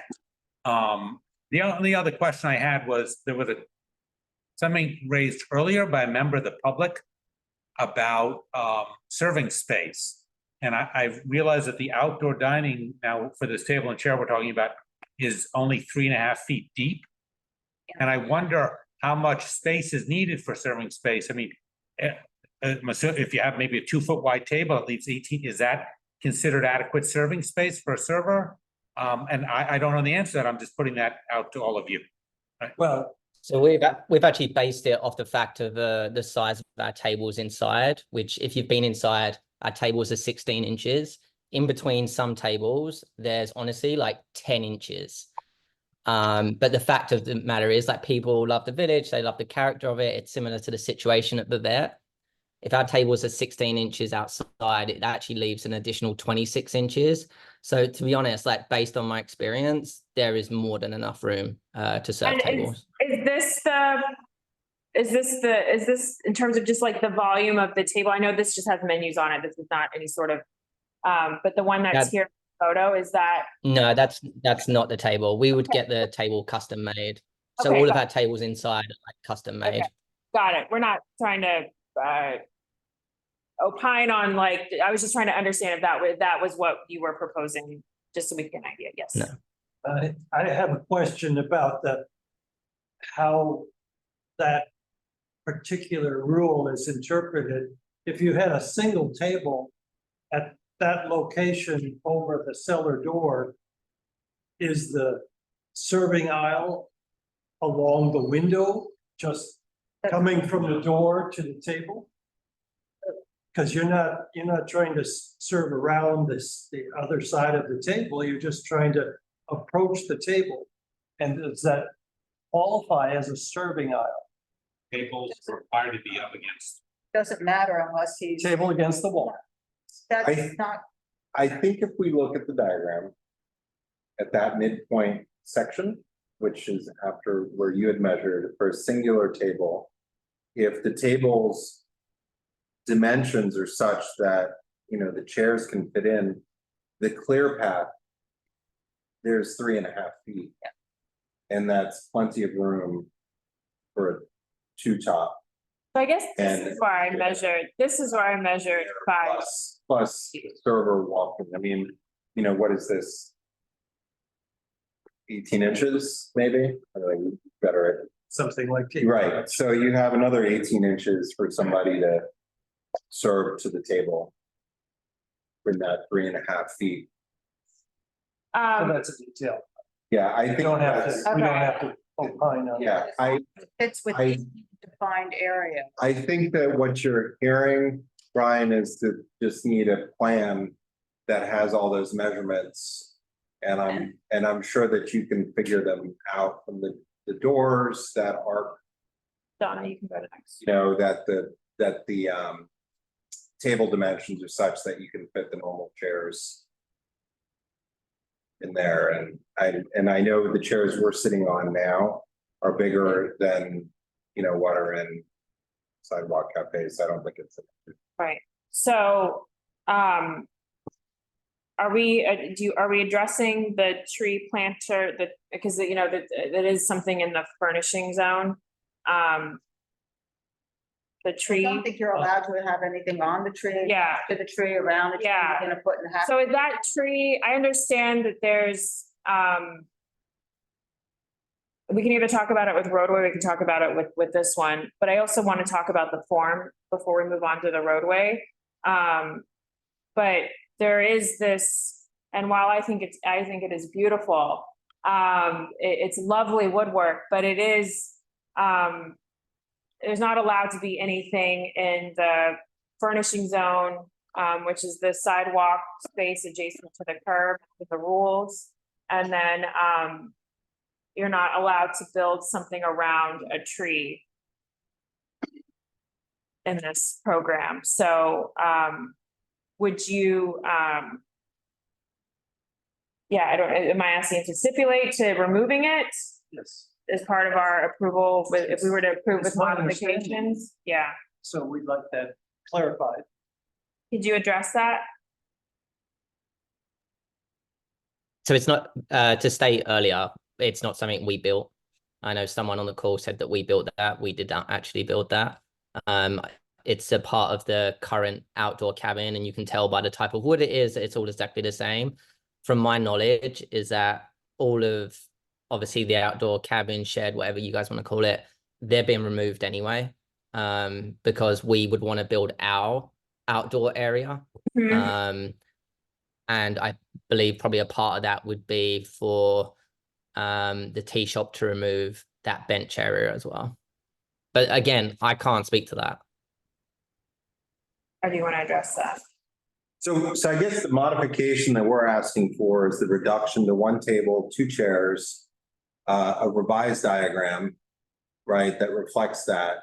And I'm gonna. I guess for you're a second. for of removal of that, the tree pits situation, even though we know it's not yours, but that you support that and, you know, endeavor to for that removal is, you know, is obviously there's some interconnectedness, but we understand, you know, it's not in front of your property, but it does encumber it. I mean, is that everything we're asking for? It does, it's 2 feet within his property. Okay. His property line comes out to about the center of the tree, and then there from that center of the tree to the edge of the bench is 2 feet by my measurement. But I'm not saying it's his responsibility. It's just that that's where it hits. Well, to Valerie's point, I'm looking at the form. Right, so. And so that's, yeah, and so, you know, do we recommend approval for the sidewalk with modifications? There's potential conflicts with existing pervious planters, bike racks. Right, I'm looking further down, actually. Well, I'm also looking at the actual form because there's not on, so there are things missing. So looking at the sidewalk cafe form that I have up on the screen.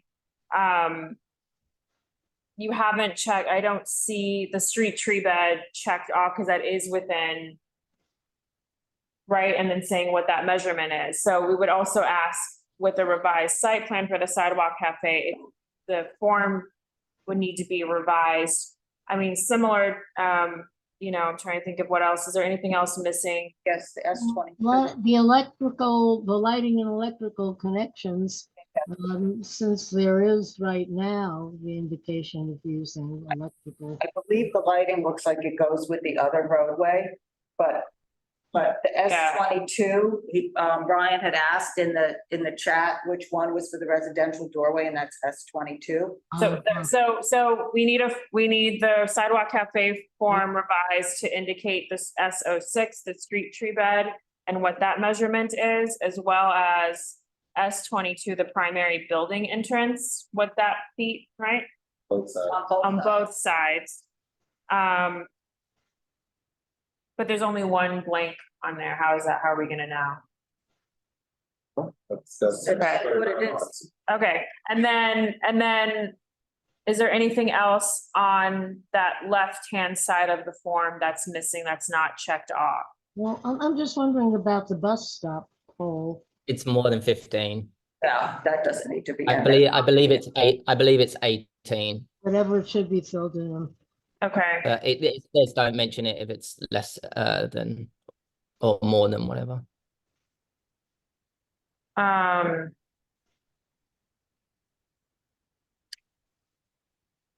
but do you think he needs to put on the form that it's 15 feet so that it shows that there is one? Within the. It says elements with minimum 8 feet clearance from the sidewalk cafe. So, no. Okay, And then the bit at the top there, you'll see only provide a distance if the I listed see, I object is see. within. I So see it, it's not, thank you. it's actually 18, yeah. Thank you, I see that now. Okay, so then on the right-hand side, you do have furnishings and they do look lightweight and easily movable. So like those should be checked off because you are, that's kind of what the right side of the form is saying, like you have furnishings, right? Am I? Right, I mean, you're required to have a barrier.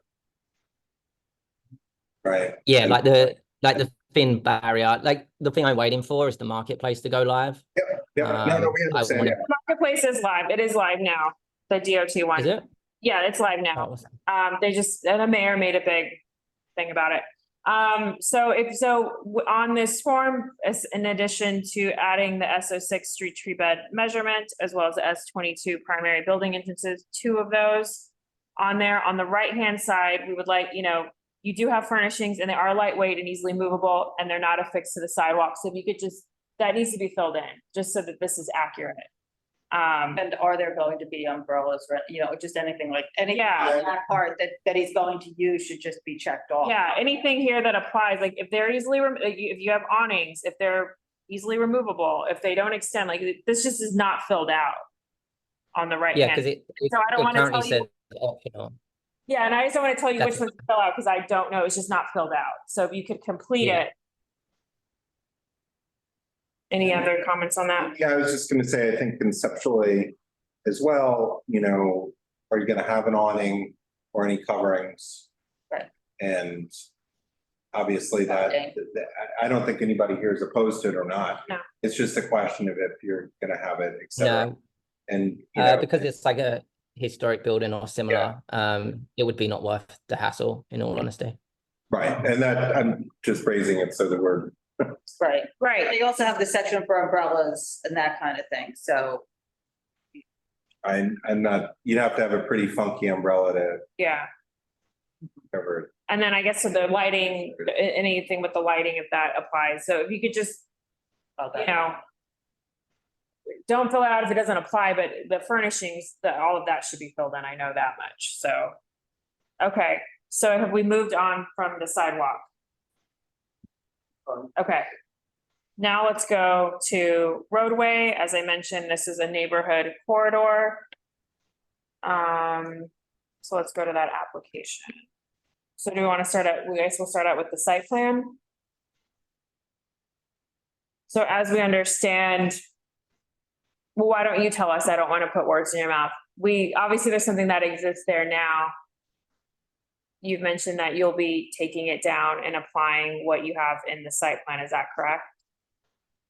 Yeah, correct. But I guess, like I said, our issues of that 15-foot emergency lane. And, the comments, and I think you'd pointed out earlier, our issues are with the potential conflicts with the existing curb uses and roadway use. But it's not just your curb, it's also across the street, because that's where the 15 feet is met. And that's the commentary as well. And this, and again, this is a smaller side street, which, has pretty heavy use with the precinct across the way. I know you've seen it, the buses can't get through because there's an ambulance parked there that's addressing somebody at the precinct. And the cars have to be backed out. And, these kinds of things happen, I think, on that block. And that's the emergency lane in the 15 feet really is the buffer zone where all those things happen so that things can move through. It's a difficult situation on your block because it sort of is the confluence of every single thing that we never see except on 10th Street, because with the. And this would be applied to anything anything further down the block. I understand there's others down the block. And so when those come before us, it's going to be the same issue that'll come up there. And it's unfortunate because for both of us, DOT did not take into account in their review that the street's obviously less than 15 feet. They put you in an awkward position, you filed, you paid the fees. Yeah. You know, they haven't really given any guidance on this. I think this is more where we're a bit at an impasse, you know, and you think, I don't want to put words in your mouth, but obviously I think everybody sees this a little differently, so it leaves us stuck, and it's not a good place for either of us to be in, I guess, and Well, again, on this one, remember, this is a comment period, so there is no, they're not asking for an approved with modifications, excuse me, or a denial. There's nowhere to give them that answer. So it's just the pedestrian flow, the existing curb use, the physical footprint and dimension. but they haven't followed the rules. Who?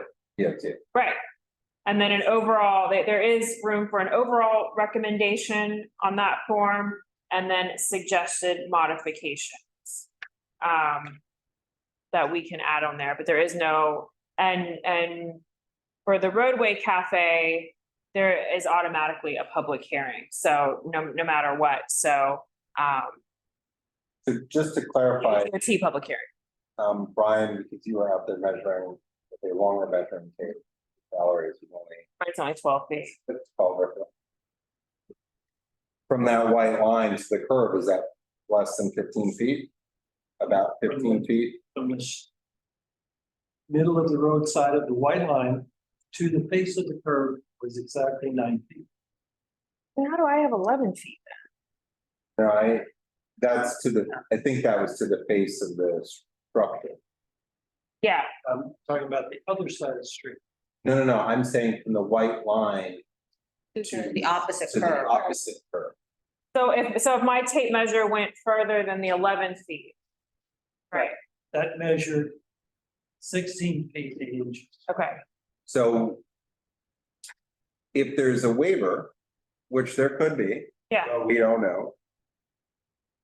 And they have, if I remember correctly, in the Q&A that was available to applicants and the community boards, and various different ones, I think they'd indicated they might waive a foot or two.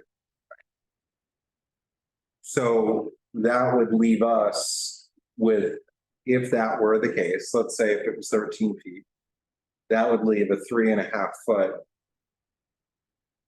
potential space, right? And that would be what, instead of whatever, See, what I don't know, and I, 3.5 feet, the barriers are 18, aren't the barriers 18? but yeah, I'm just saying that that's where we're, you know, that's the wiggle room, I would think, and whatever the waiver is. like, I don't know. Or a waiver.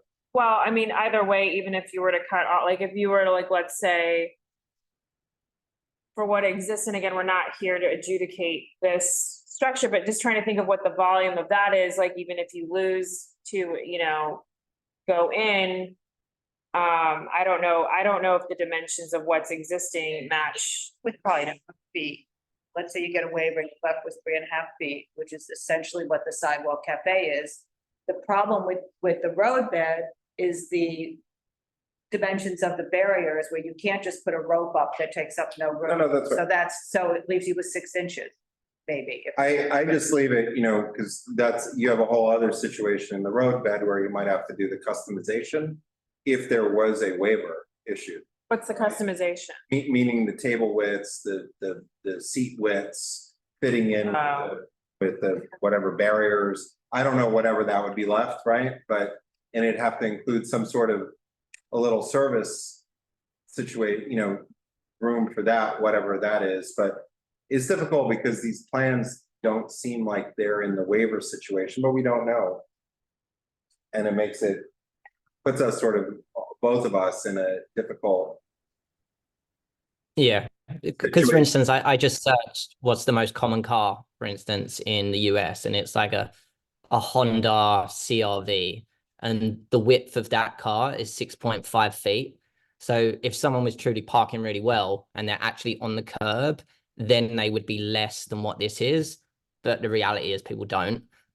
So this is like no wider than a car, which is obviously not a you guys issue. I know that. And Yeah. that's potentially where something like a waiver makes sense. This issue has come up before. We had a 5-alarm fire on Bleecker Street. And, when everything is sort of maxed out and everything, and there's no wiggle room, it really created a lot of challenges. And that's why it's up to the fire department and, making whatever waiver recommendations and circumstances here. Also, there could be other emergency situations, as well, whatever that is. And it's not clear where in this process that waiver is being, Should happen before it gets. it should, ideally, yeah. This should have been dealt with before us, not, Or what? because now we're both stuck in a situation where we have no idea what. Brian, did you? Yeah, have because other- for instance, there's like the cellar issue. There is a waiver for that, which we got completed. So like, Right. yeah, if there was potential waivers for this, it's something that we would have done. Got it. And we specifically, just so you are aware, based on your comments when you were before us a couple weeks ago, did specifically reach out to the Department of Transportation about this issue. And they said, oh, those measurements, we're not asking people for the measurements. But it's so obvious to us that this is the type of street where that if they've said they would only waive a foot or two, or we get stuck. And that's because that would be 13 feet. And I'm not sure what we. Yeah.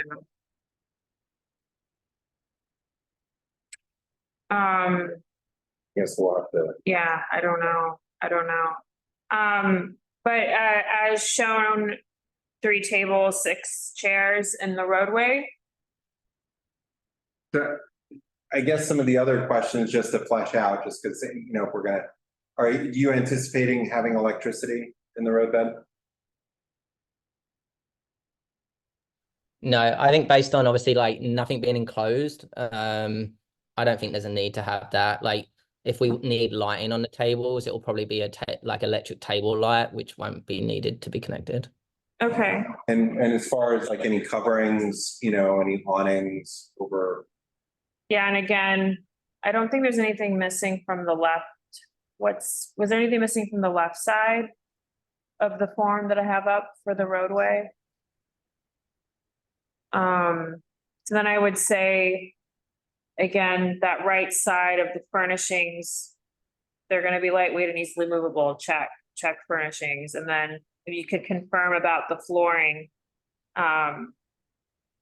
So what I was actually waiting for is I saw on the DOT's website, there's like almost like a bundle that you can buy, which is like fully fleshed out. So like we wouldn't actually have to build anything ourselves. And it's the one where the floor comes up and the sides push in to make it more narrow. So that's why I was waiting for the marketplace, and then I can.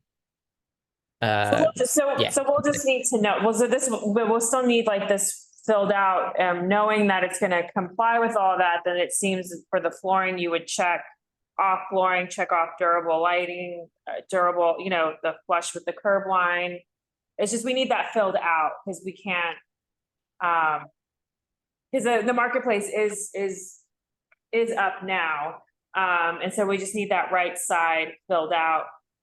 You've got the low water filled barriers on the site plan. So if you're planning on having any sort of overhead covering or umbrella, like we just need those checked off on the right side of this form. So again, we will need the revised form here and then the revised site. Is there anything being revised on the site plan? Did we just I don't know what's asking to revise. I think that. Yeah, we're in flux. Okay.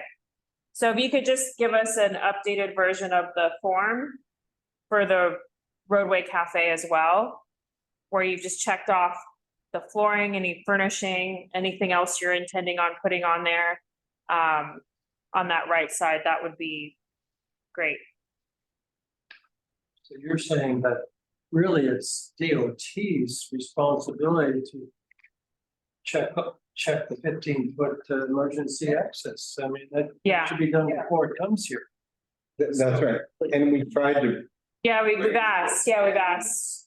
We asked for it to be put in the site plan. Again, we just, again, to kind of take off this kind of ambiguity. for both the board and the. Yeah. And that's the complexity on these. So. Anything else for the applicant from the committee or Matt? I think our just overall concern on this one, right, is to make sure that there's space where we're allowed, that there's space that the tables could be sufficiently served from within the roadbed dining.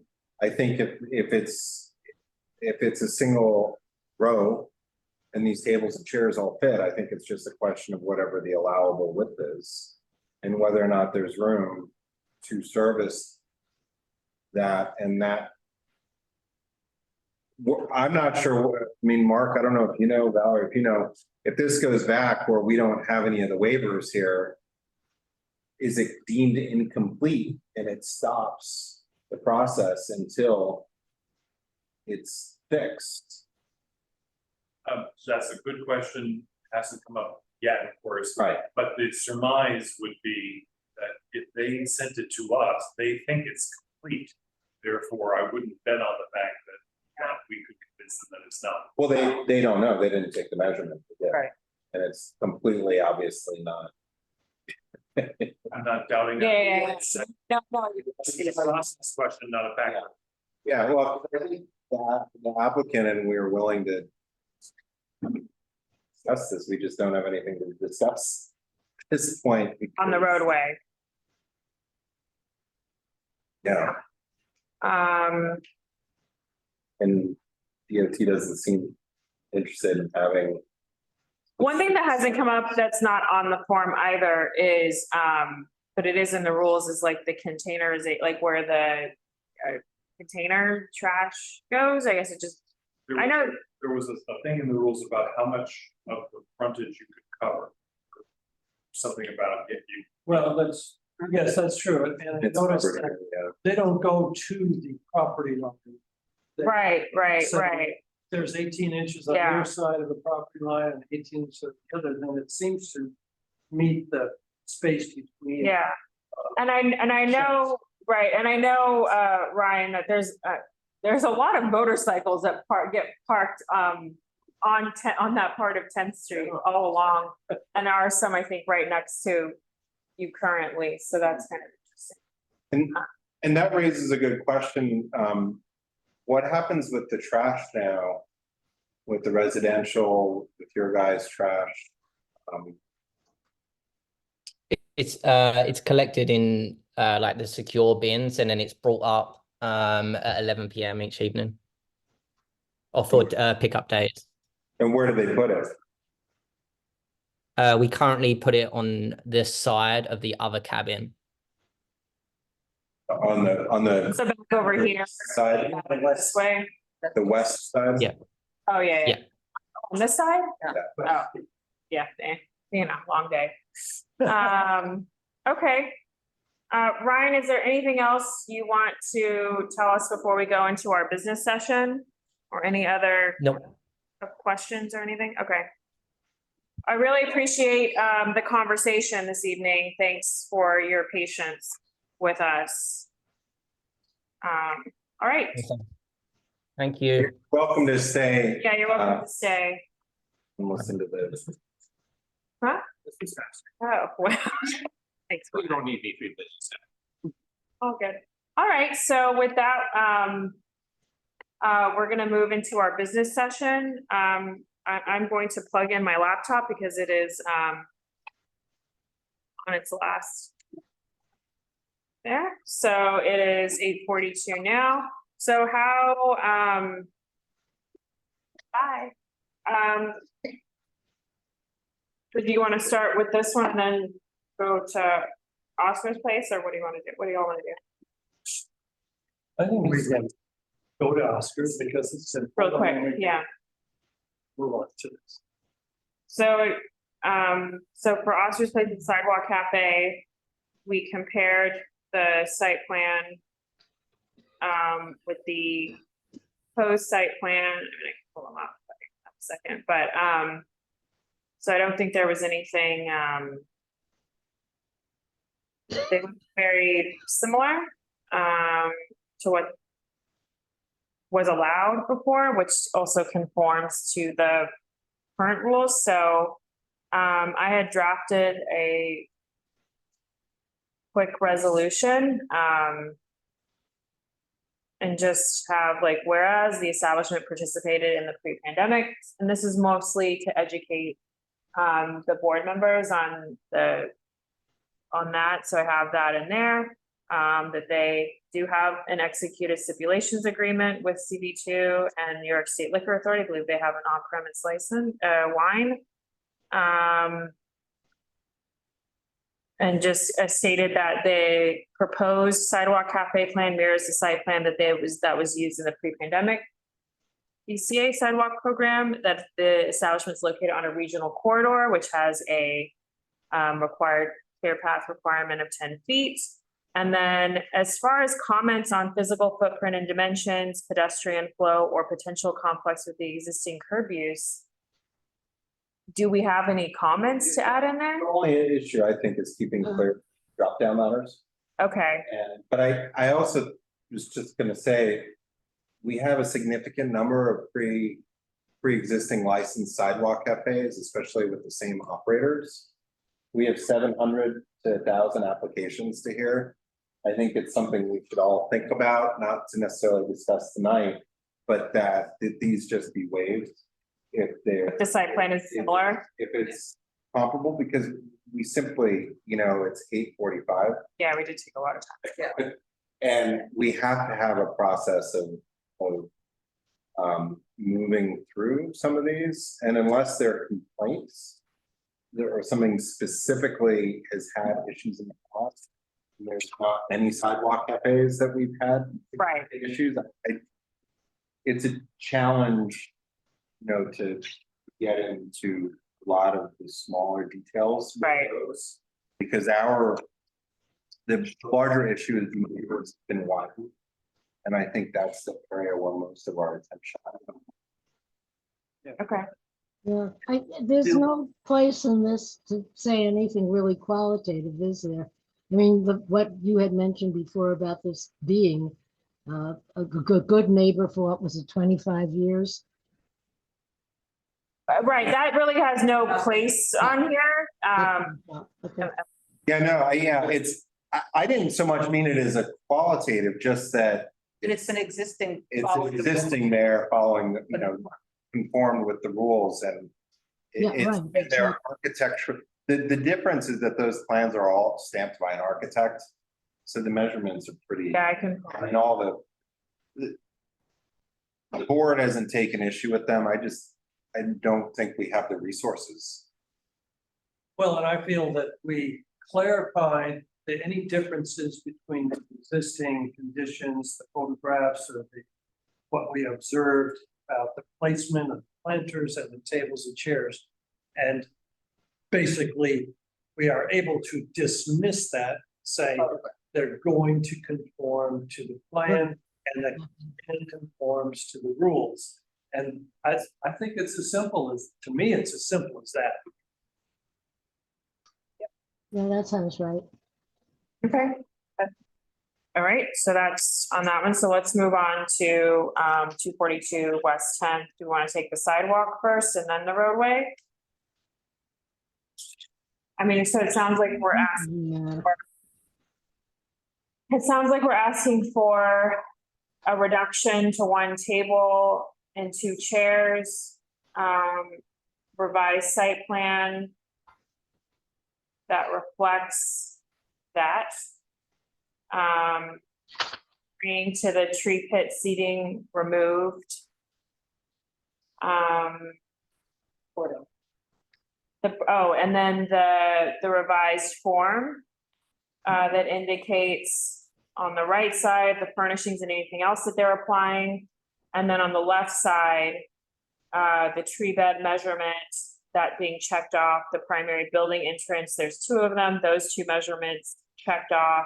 I think that was it on that side, is that correct? Yes. I think that the only other comment that we would make. Or comments on the clear path. That the use of the roadbed, because there's open questions about the roadbed.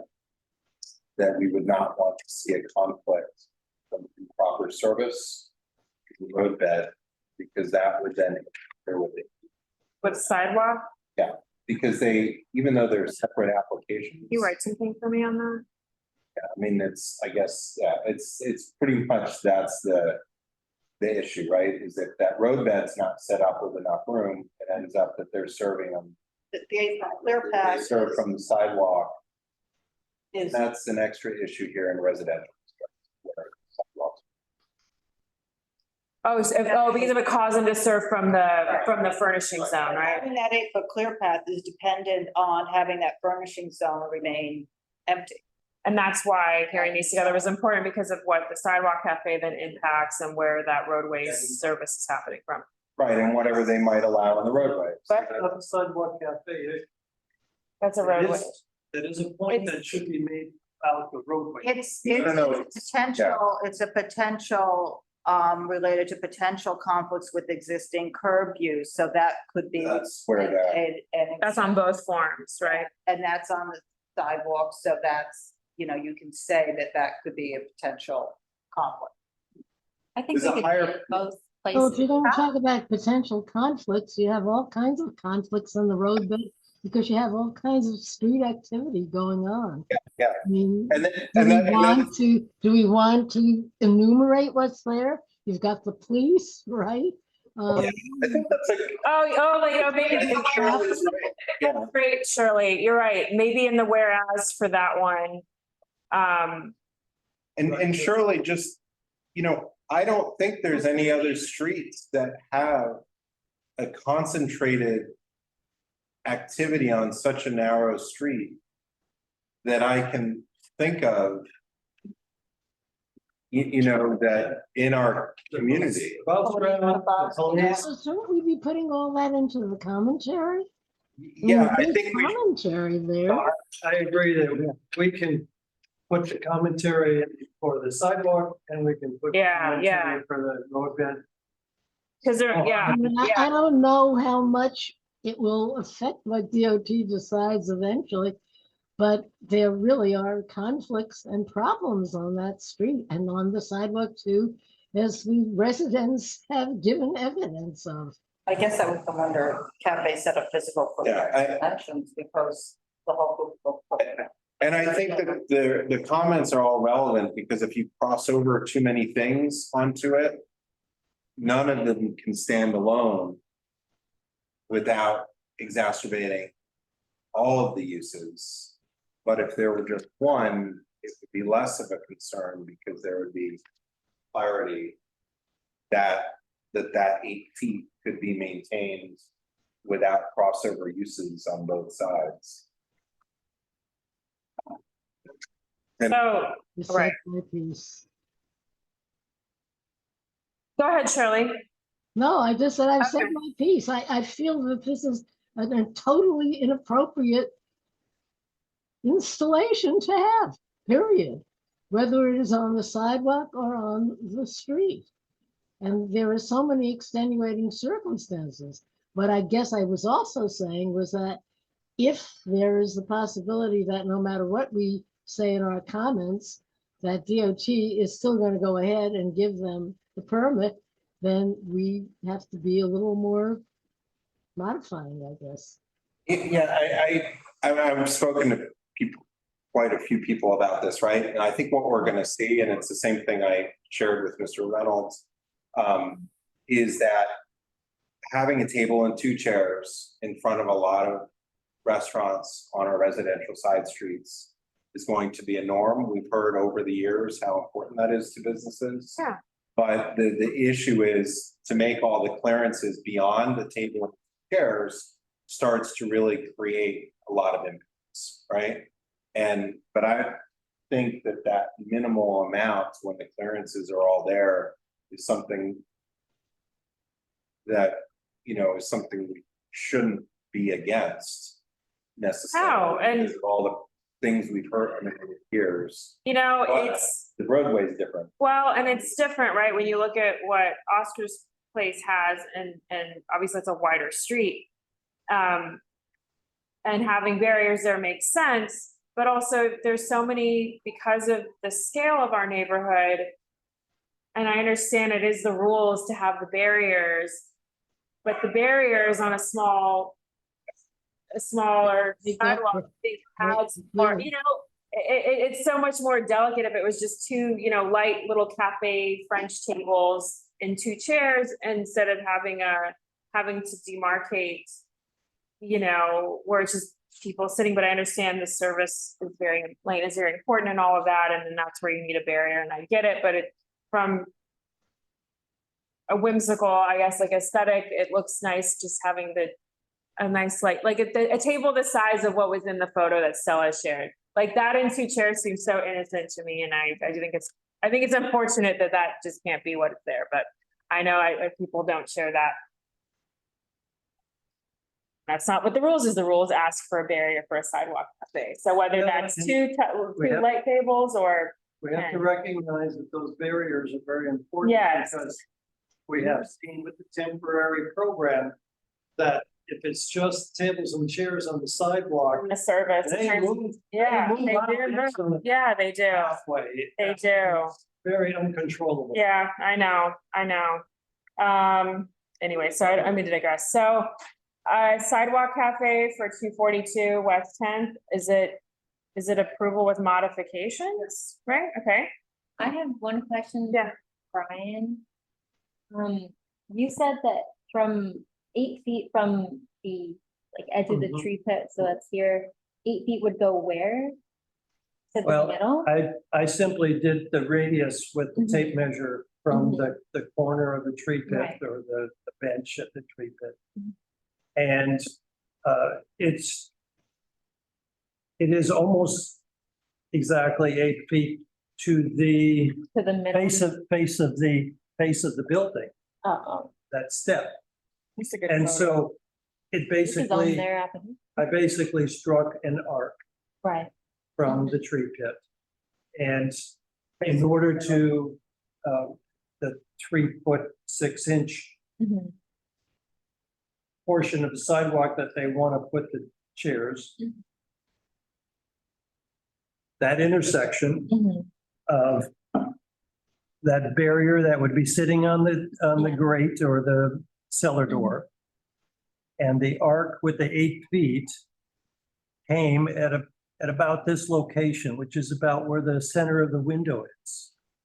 But it's out That here would Be the edge of the chair. at where the barrier would be.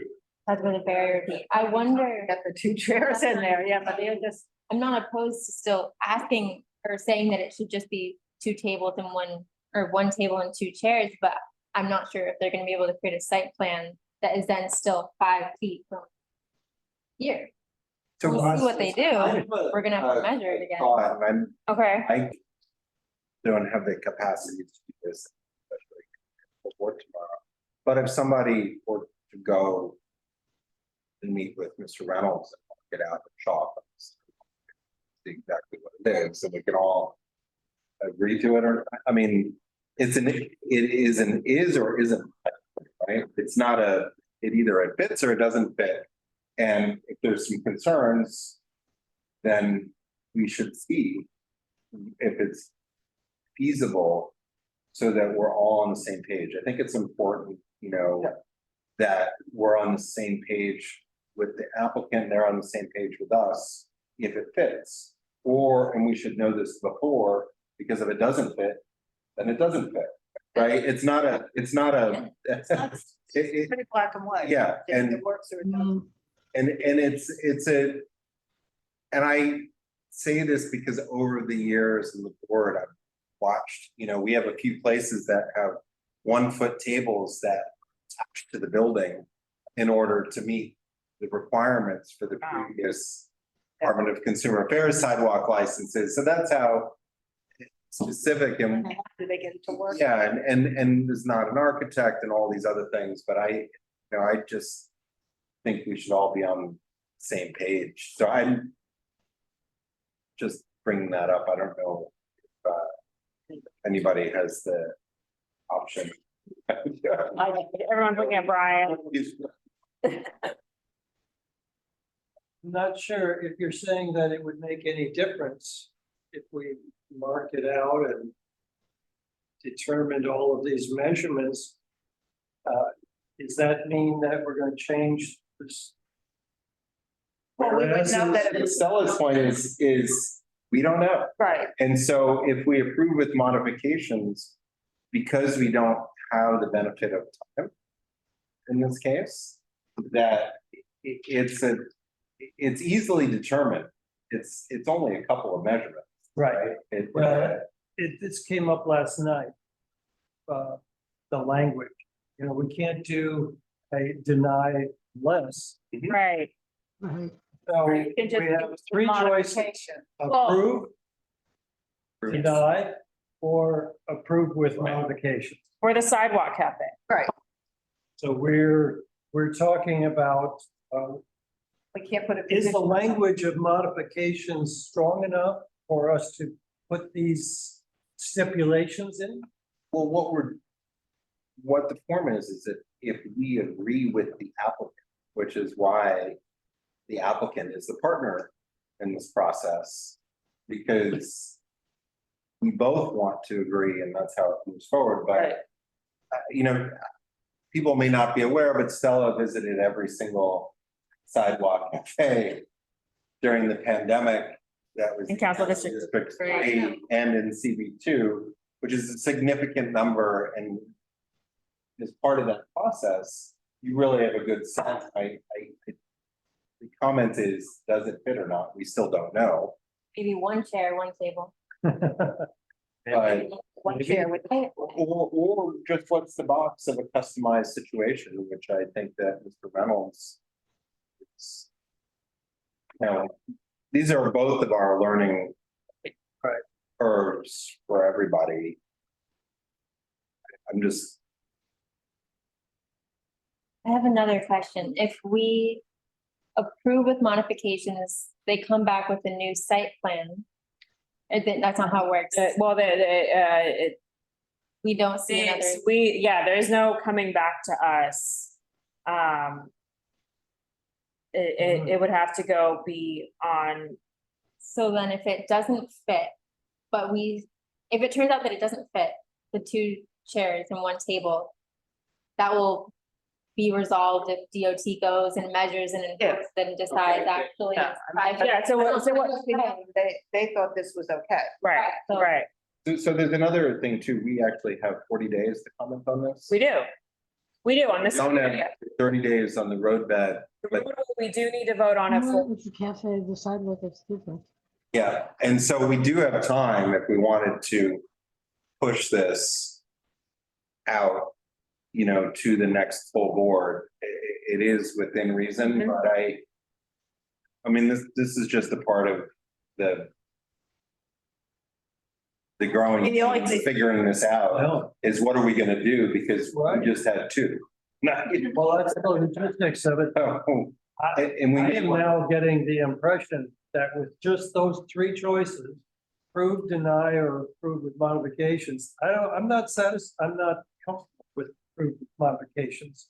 But we can- So we have time. If the only way to get it to come back to us revised is to deny, then I would deny. Well, But there's no deny. It's like, we are done, like we are, So it seems here that, Mark, I don't know if it involves the office, but we really, to do our due diligence, need to look at these a little bit more ourselves, and if we have questions, to present them to the applicants before the meeting. Yeah. To try to get some clarification, and you know, the sidewalks are fairly straightforward, and marking some stuff out with chalk. But maybe we need to ask the question and look at the stuff so we can ask the applicant, so when we get to the meeting, we're in a better spot to have that conversation. so, Well, it could be marked off. That's not a problem. And we can photograph the marks. That's what I mean, and just, because it's a practical thing. Presented at the full board? Is that what you're saying? No, what I'm saying at this meeting, in the future, we look at these beforehand, and if we have. We send the questions before we have the meeting, so that way they. Invite the applicant to respond. Yeah, Because. we're going to have to, Because the approved with modifications requires the consent of both parties. the Yeah. Applicant and the board. So if there's a problem and somebody is interested in working to that result with us, then, and this is the place we make the decision, we should be preemptively. The improvement with conditions requires their. yes, so it's actually, You have to- so on the form. And it's not clear, it's, yeah, so, Requires their So,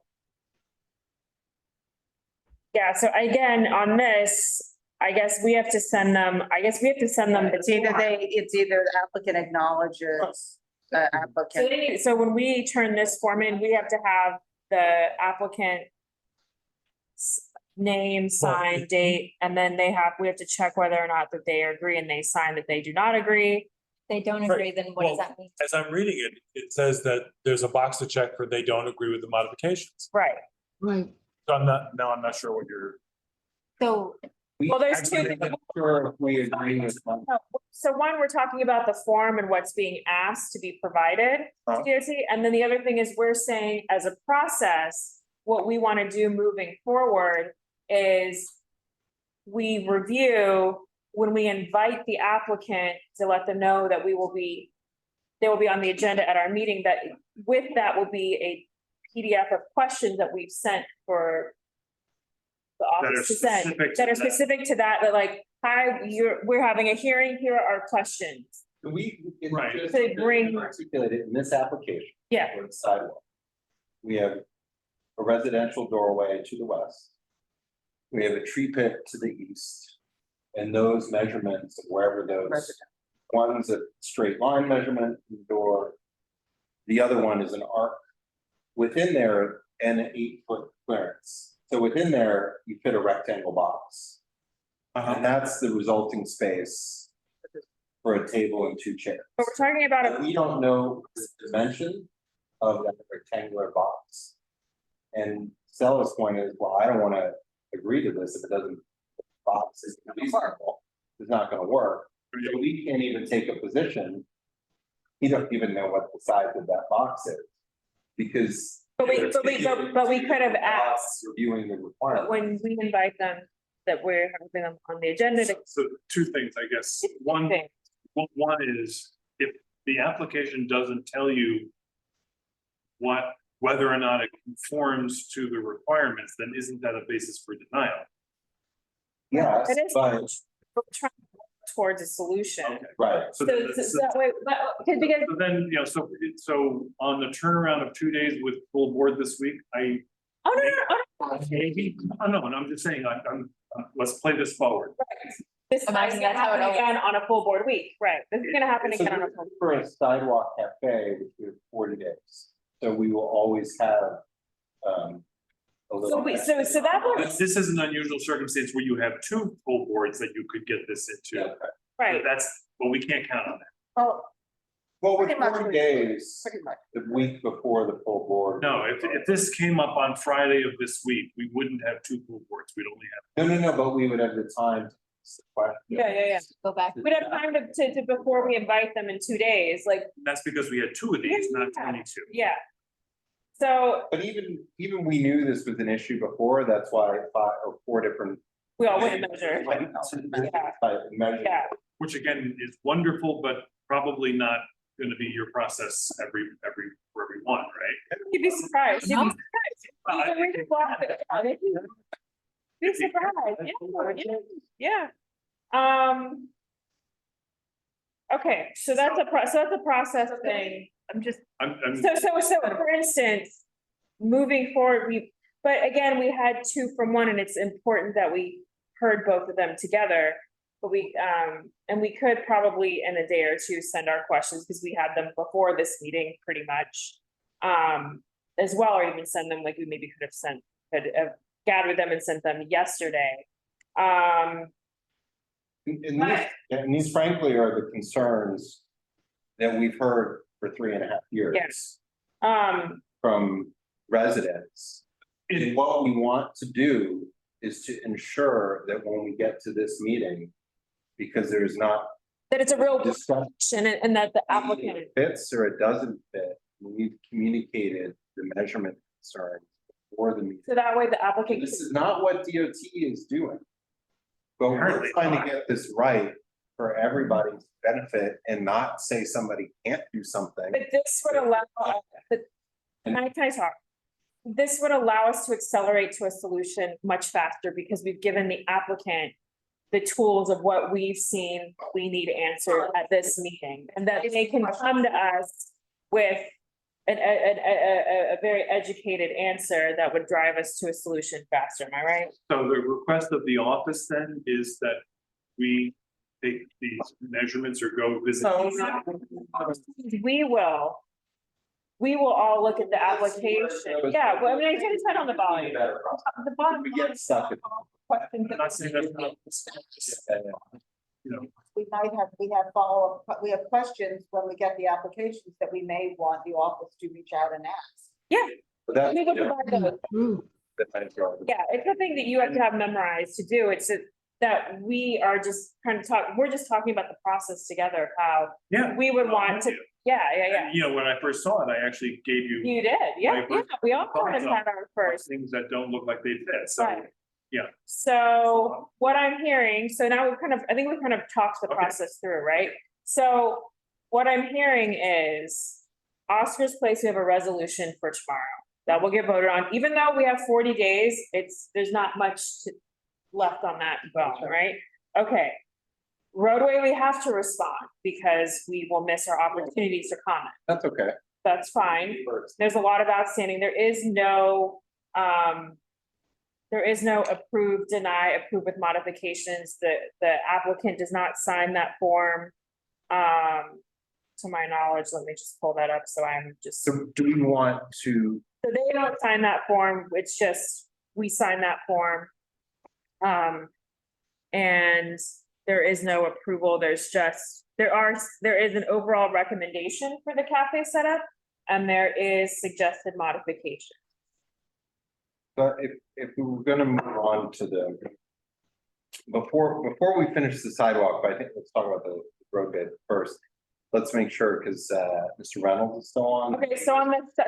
Him if he wants to work with us. we can Okay. work with Prince and you guys, whatever, we can figure that out. But the road bed is Shirley's point, we should put all that stuff in, right? About all the conflicting uses. We don't see a waiver for Someone note that there were no waivers provided. that the DOT did not properly review the application because they did not discuss the 15-foot emergency lane. We have no idea what a waiver looks like, so we don't even know. Well, we've been told that the waiver is a small percentage of what it is. I mean, whatever that is, so it makes it difficult for us to understand how this street could be eligible for a waiver. Then we get into the uncharted territory, but if, and I don't think there should be a waiver on the street like this, but if they were going to waive it, this is our only chance to weigh in. So we're in this very uncomfortable position. Or is it that we take the commentary that we're discussing now and somebody goes to the hearing? To the DOT public hearing, that's Right. automatically. Right, and comments on that. I just don't know, and I just throw it out because we're just stuck in a. Well, I would agree that it would be nice if someone did go to the DOT hearing. But isn't our notes from the meeting, our commentary sufficient? Isn't that going to them? Don't they read it? It is. It is, but I think it's we don't know important. what will happen. Yeah, we don't know what. Waiver No, Yeah. wait, So that's what, we got one shot. and that's why I am so uncomfortable with giving any kind of to something that we have so many issues with. There is no approval. No, I, There is no approval, disapproval on the roadway. There is no box for us to check to approve with modifications or for the applicant to agree on anything. There is no, the applicant doesn't sign the sidewalk cafe. I mean, does not sign the roadway cafe form. It is a comment. so then the question just becomes this, right? Let's say they issue some sort of a waiver. Do we just say that there needs to be an 18-inch service line, a 24-inch service line in any structure that they approve, in addition to the table of chairs? Because that's the concern, right? 24-inch? I'm just, Oh, I don't think we can put a number on it. I don't know what It what won't it is. affect the number, but I think we can put something. Well, that they have to be able to serve. They have to be able to- Without encumbering the sidewalk, and that's important because there's already a minimal clearance. I mean, this is just the challenge of working through this, because if they do give, I mean, if it's allowed, look, then there's room for it, but we do want to make sure the service all happens within the roadbed. Well, as Carter brings up, there are so many questions or so many comments that we would have that I would hope that no matter how this moves through the process, and I must say I'm personally unsure of just how it's going to come down and how much feedback we're going to get. But I would hope that if we don't get a chance to revisit or respond to whatever decision DOT makes, then we have to say something. We have to make our voices heard to them, that we don't like the fact that we're not involved in the give and take and the feedback. Well, and to that point, you know, I'm even looking at the form, and I think verbally I've heard that it's the plan reviewer that's gonna take that sidewalk cafe form, and then they get them to sign it. I don't think that's our job. Now that I think of what I'm remembering from the, yeah, so we sign it, we sign ours. This is me kind of working through this. And then the plan reviewer is gonna go to the applicant, share the form with them, and they either will, that's how that's gonna work. Now that I'm thinking of what I've just all of the different pieces moving. And if So, the applicant says that they don't approve, then DOT doesn't look at our comments. no, they'll look at the comments, regardless of what happens, approve with modifications. And a denial triggers the DOT public hearing for sidewalk cafe. That's not a given the way roadway is. You know, I think that this case is a very important one, because DOT has been negligent in reviewing this incredibly important aspect and has caused somebody to pursue and spend money Yeah, on an application. yeah, well, that's why we take without this very seriously. On these waiver modifications, or even including that measurement. And I personally find that abhorrent, Well, because, you know, should be, you either meet the requirements or you don't, and that's what the city purposefully set out to do. And in this case, in the case that's not doing that at all. right, And that's a terrible predicament to put any business operator in. And the more I think about it, yeah. the more upset it makes me that we're put in this position and the business. Well, and that's why I think, That's the comment. okay, that's a comment. So, but also, again, not to go back, if we do this, we implement this process we've talked about where we send them our questions ahead of time and things that we see are missing. We could then get to an approval at the meeting, which would then help speed up their process so that they wouldn't have to have a DOT public hearing for sidewalk.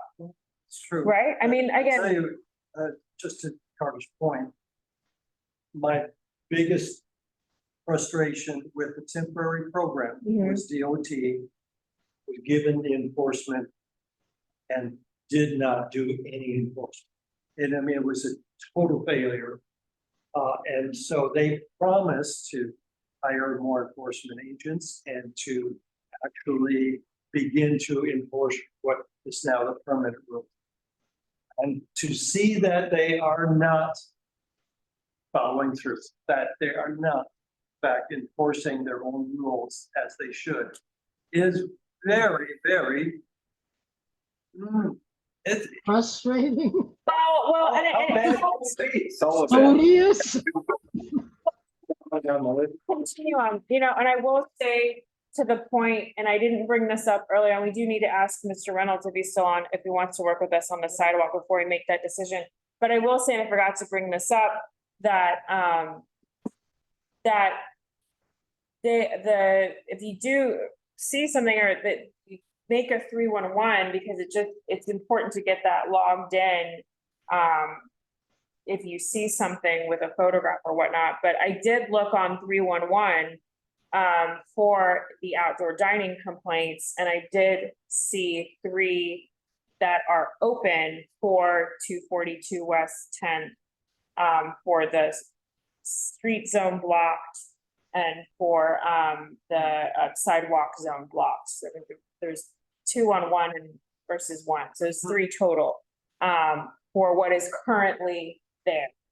That's not being asked of us, but there are 3 open for what is currently there. And I don't know if that's related to the tree pit or whatnot, or that being blocked, because that is like the amenity zone is a rule in the temporary program now. And so while what we're hearing is for the permanent program with the permanent program rules, there are temporary rules that can still have corrective actions be issued to them all the way until, I guess, August 3rd, when all of that should be gone, or by November, whenever the other, yeah. So anyways, I just throw that out there. That's something I can add in the commentary, but Ryan, can we talk about, yeah. Can we promote him back to panelist, Mark? Okay, thanks. No, he's here. Because it sounds like what we're saying is the 2 resolutions we'll have tomorrow will be Oscar's Place for the Sidewalk Cafe and 242 West 10th for the Roadway Cafe, just because we have to comment on it this full board. But we're going to vote to, well, we'll take a vote at the end to confirm this all, but that we're going to hold back our response to the Sidewalk Cafe for 242 West 10th and see if we can work with Mr. Reynolds on coming towards, huh? Oh, okay. Okay. You want to allow her to talk?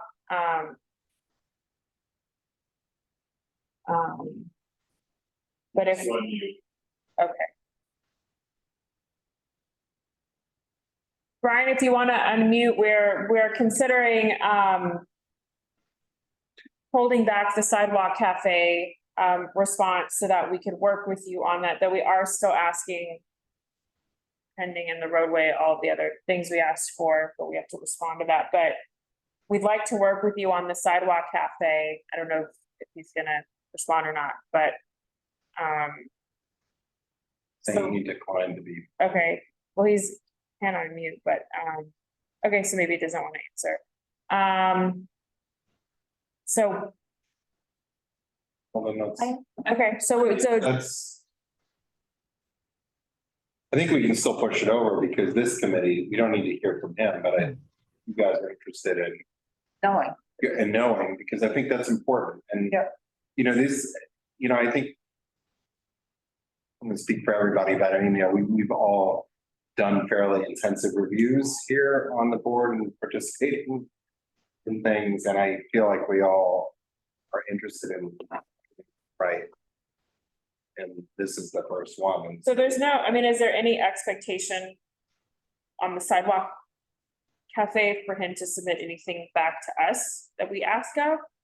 Well, it's just the plan that shows it can be there, but to Stella's point, let's make sure something can fit, because that's a pretty tight space. Okay, okay, That's what it is. okay, so it's not contingent on receiving anything else. Well, no, we. We would like, Remember, we have 40 days. yeah, okay, right? okay. And. We can talk with our plan reviewer. And Stella just brought up the right point, which is she's uncomfortable moving, and Brian did. Yeah, okay. Reinforce that. Now, without knowing that this has legs of its own, moving forward, but we should take the time we have to figure this out, so. Well, we can also ask our plan. I don't know if they'll engage with us, and I think Mark, trying to talk to DOT might be something that would save everybody. Okay, Everybody in this process some so, hassle. If we. I'm certainly willing to try. I'm not optimistic, I'll tell you. Yeah, I know. Because- We got some good stuff out. well, we can Yeah. reach out to Robin and to our city council, Robin, right? Oh, forced. Robin Force. Oh, I'm sorry, okay, gotcha. Right, and our council member, I mean, they're all interested in these concerns, and we have a lot of them. If it's not working here, it's gonna create more headaches everywhere. All right, we can come up with what that is, yeah. I get I know. a very different sense of what this process is about when. Yeah. And I'm talking to the other district managers who share that concern or are rabid about it. Yeah, we also, the community where, community groups have filed Article 78s Right, following the rules. so, And- and, That's or at the heart of the area.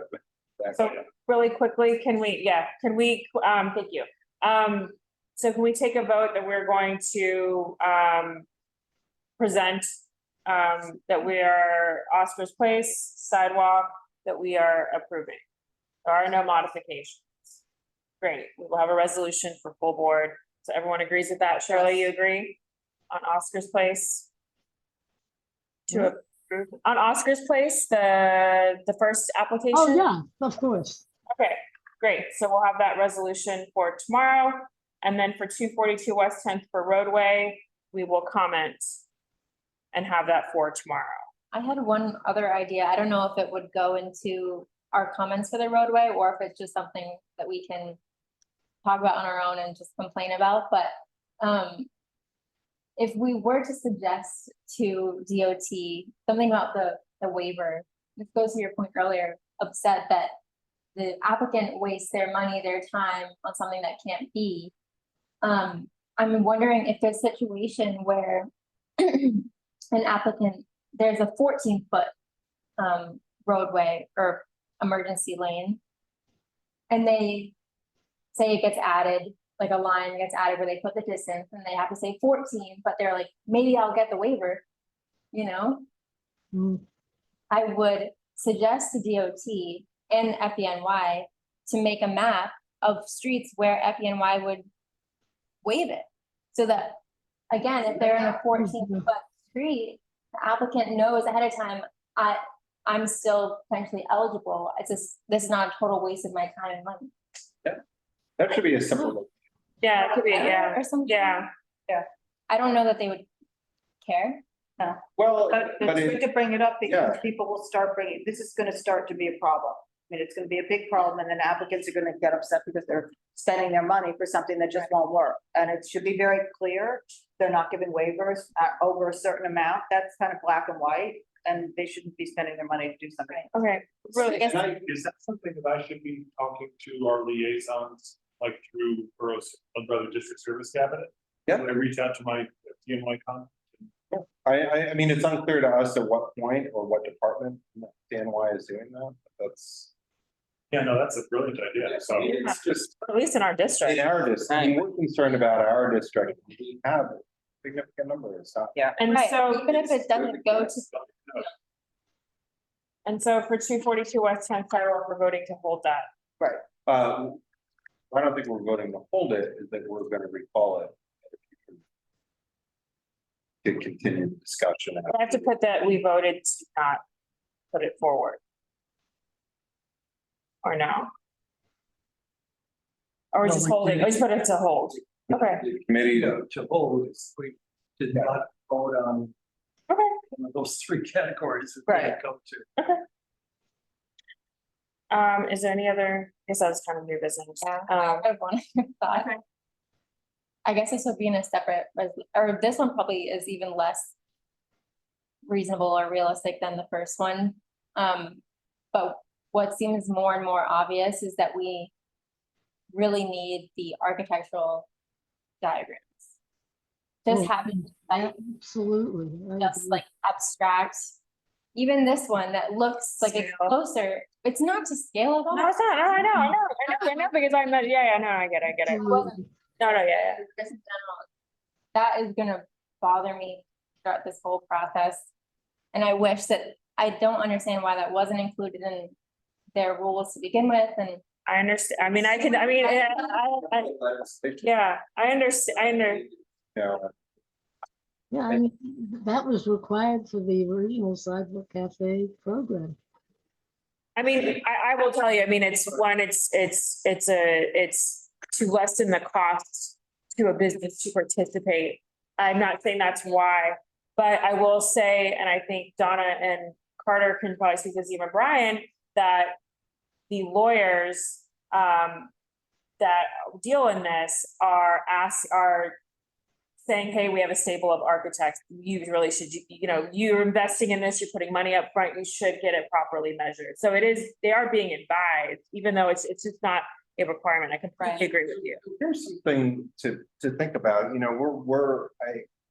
I think that we're willing to work with a lot, applicants across the board.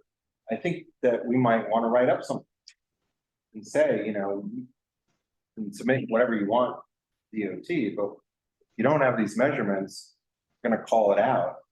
And it doesn't allow their process to move through faster because of the hearings that are triggered. Right. So For sidewalk. I'd be more clear about having appropriate diagrams. It actually is to everybody's benefit. And we're actually giving better guidance perhaps than what the DOT is giving, because what we're looking for is not necessarily the scale, but the accuracy in What's represented. what's there. And I know that Donna, from our liquor license applications, just some of these basic things, for example, the residential doorways has come up multiple times. The emergency come up several times. And just giving people the heads up that we're looking for that, for the tree pit that's next door, or whatever it may be. But I just thought that was, we might have less frustration going forward. And we might be able to just say, yes, thank you, good, move on. Yeah. Because this is not a complicated. No, it's really not. And I know that this was long tonight because this is our first ones and there are lots of different questions and things. But again, this was 3 applications for 3 hours. So with that, do I have a motion is there any other new business? Do I have a motion to adjourn the meeting? Yes. Second. Second. Great. Thank you very much. Thank you for everybody's. Thank you everyone for staying on. Have a good evening. Good to see you. Bye, Shirley. So Stella, you visited all the sidewalk cafes? it was within the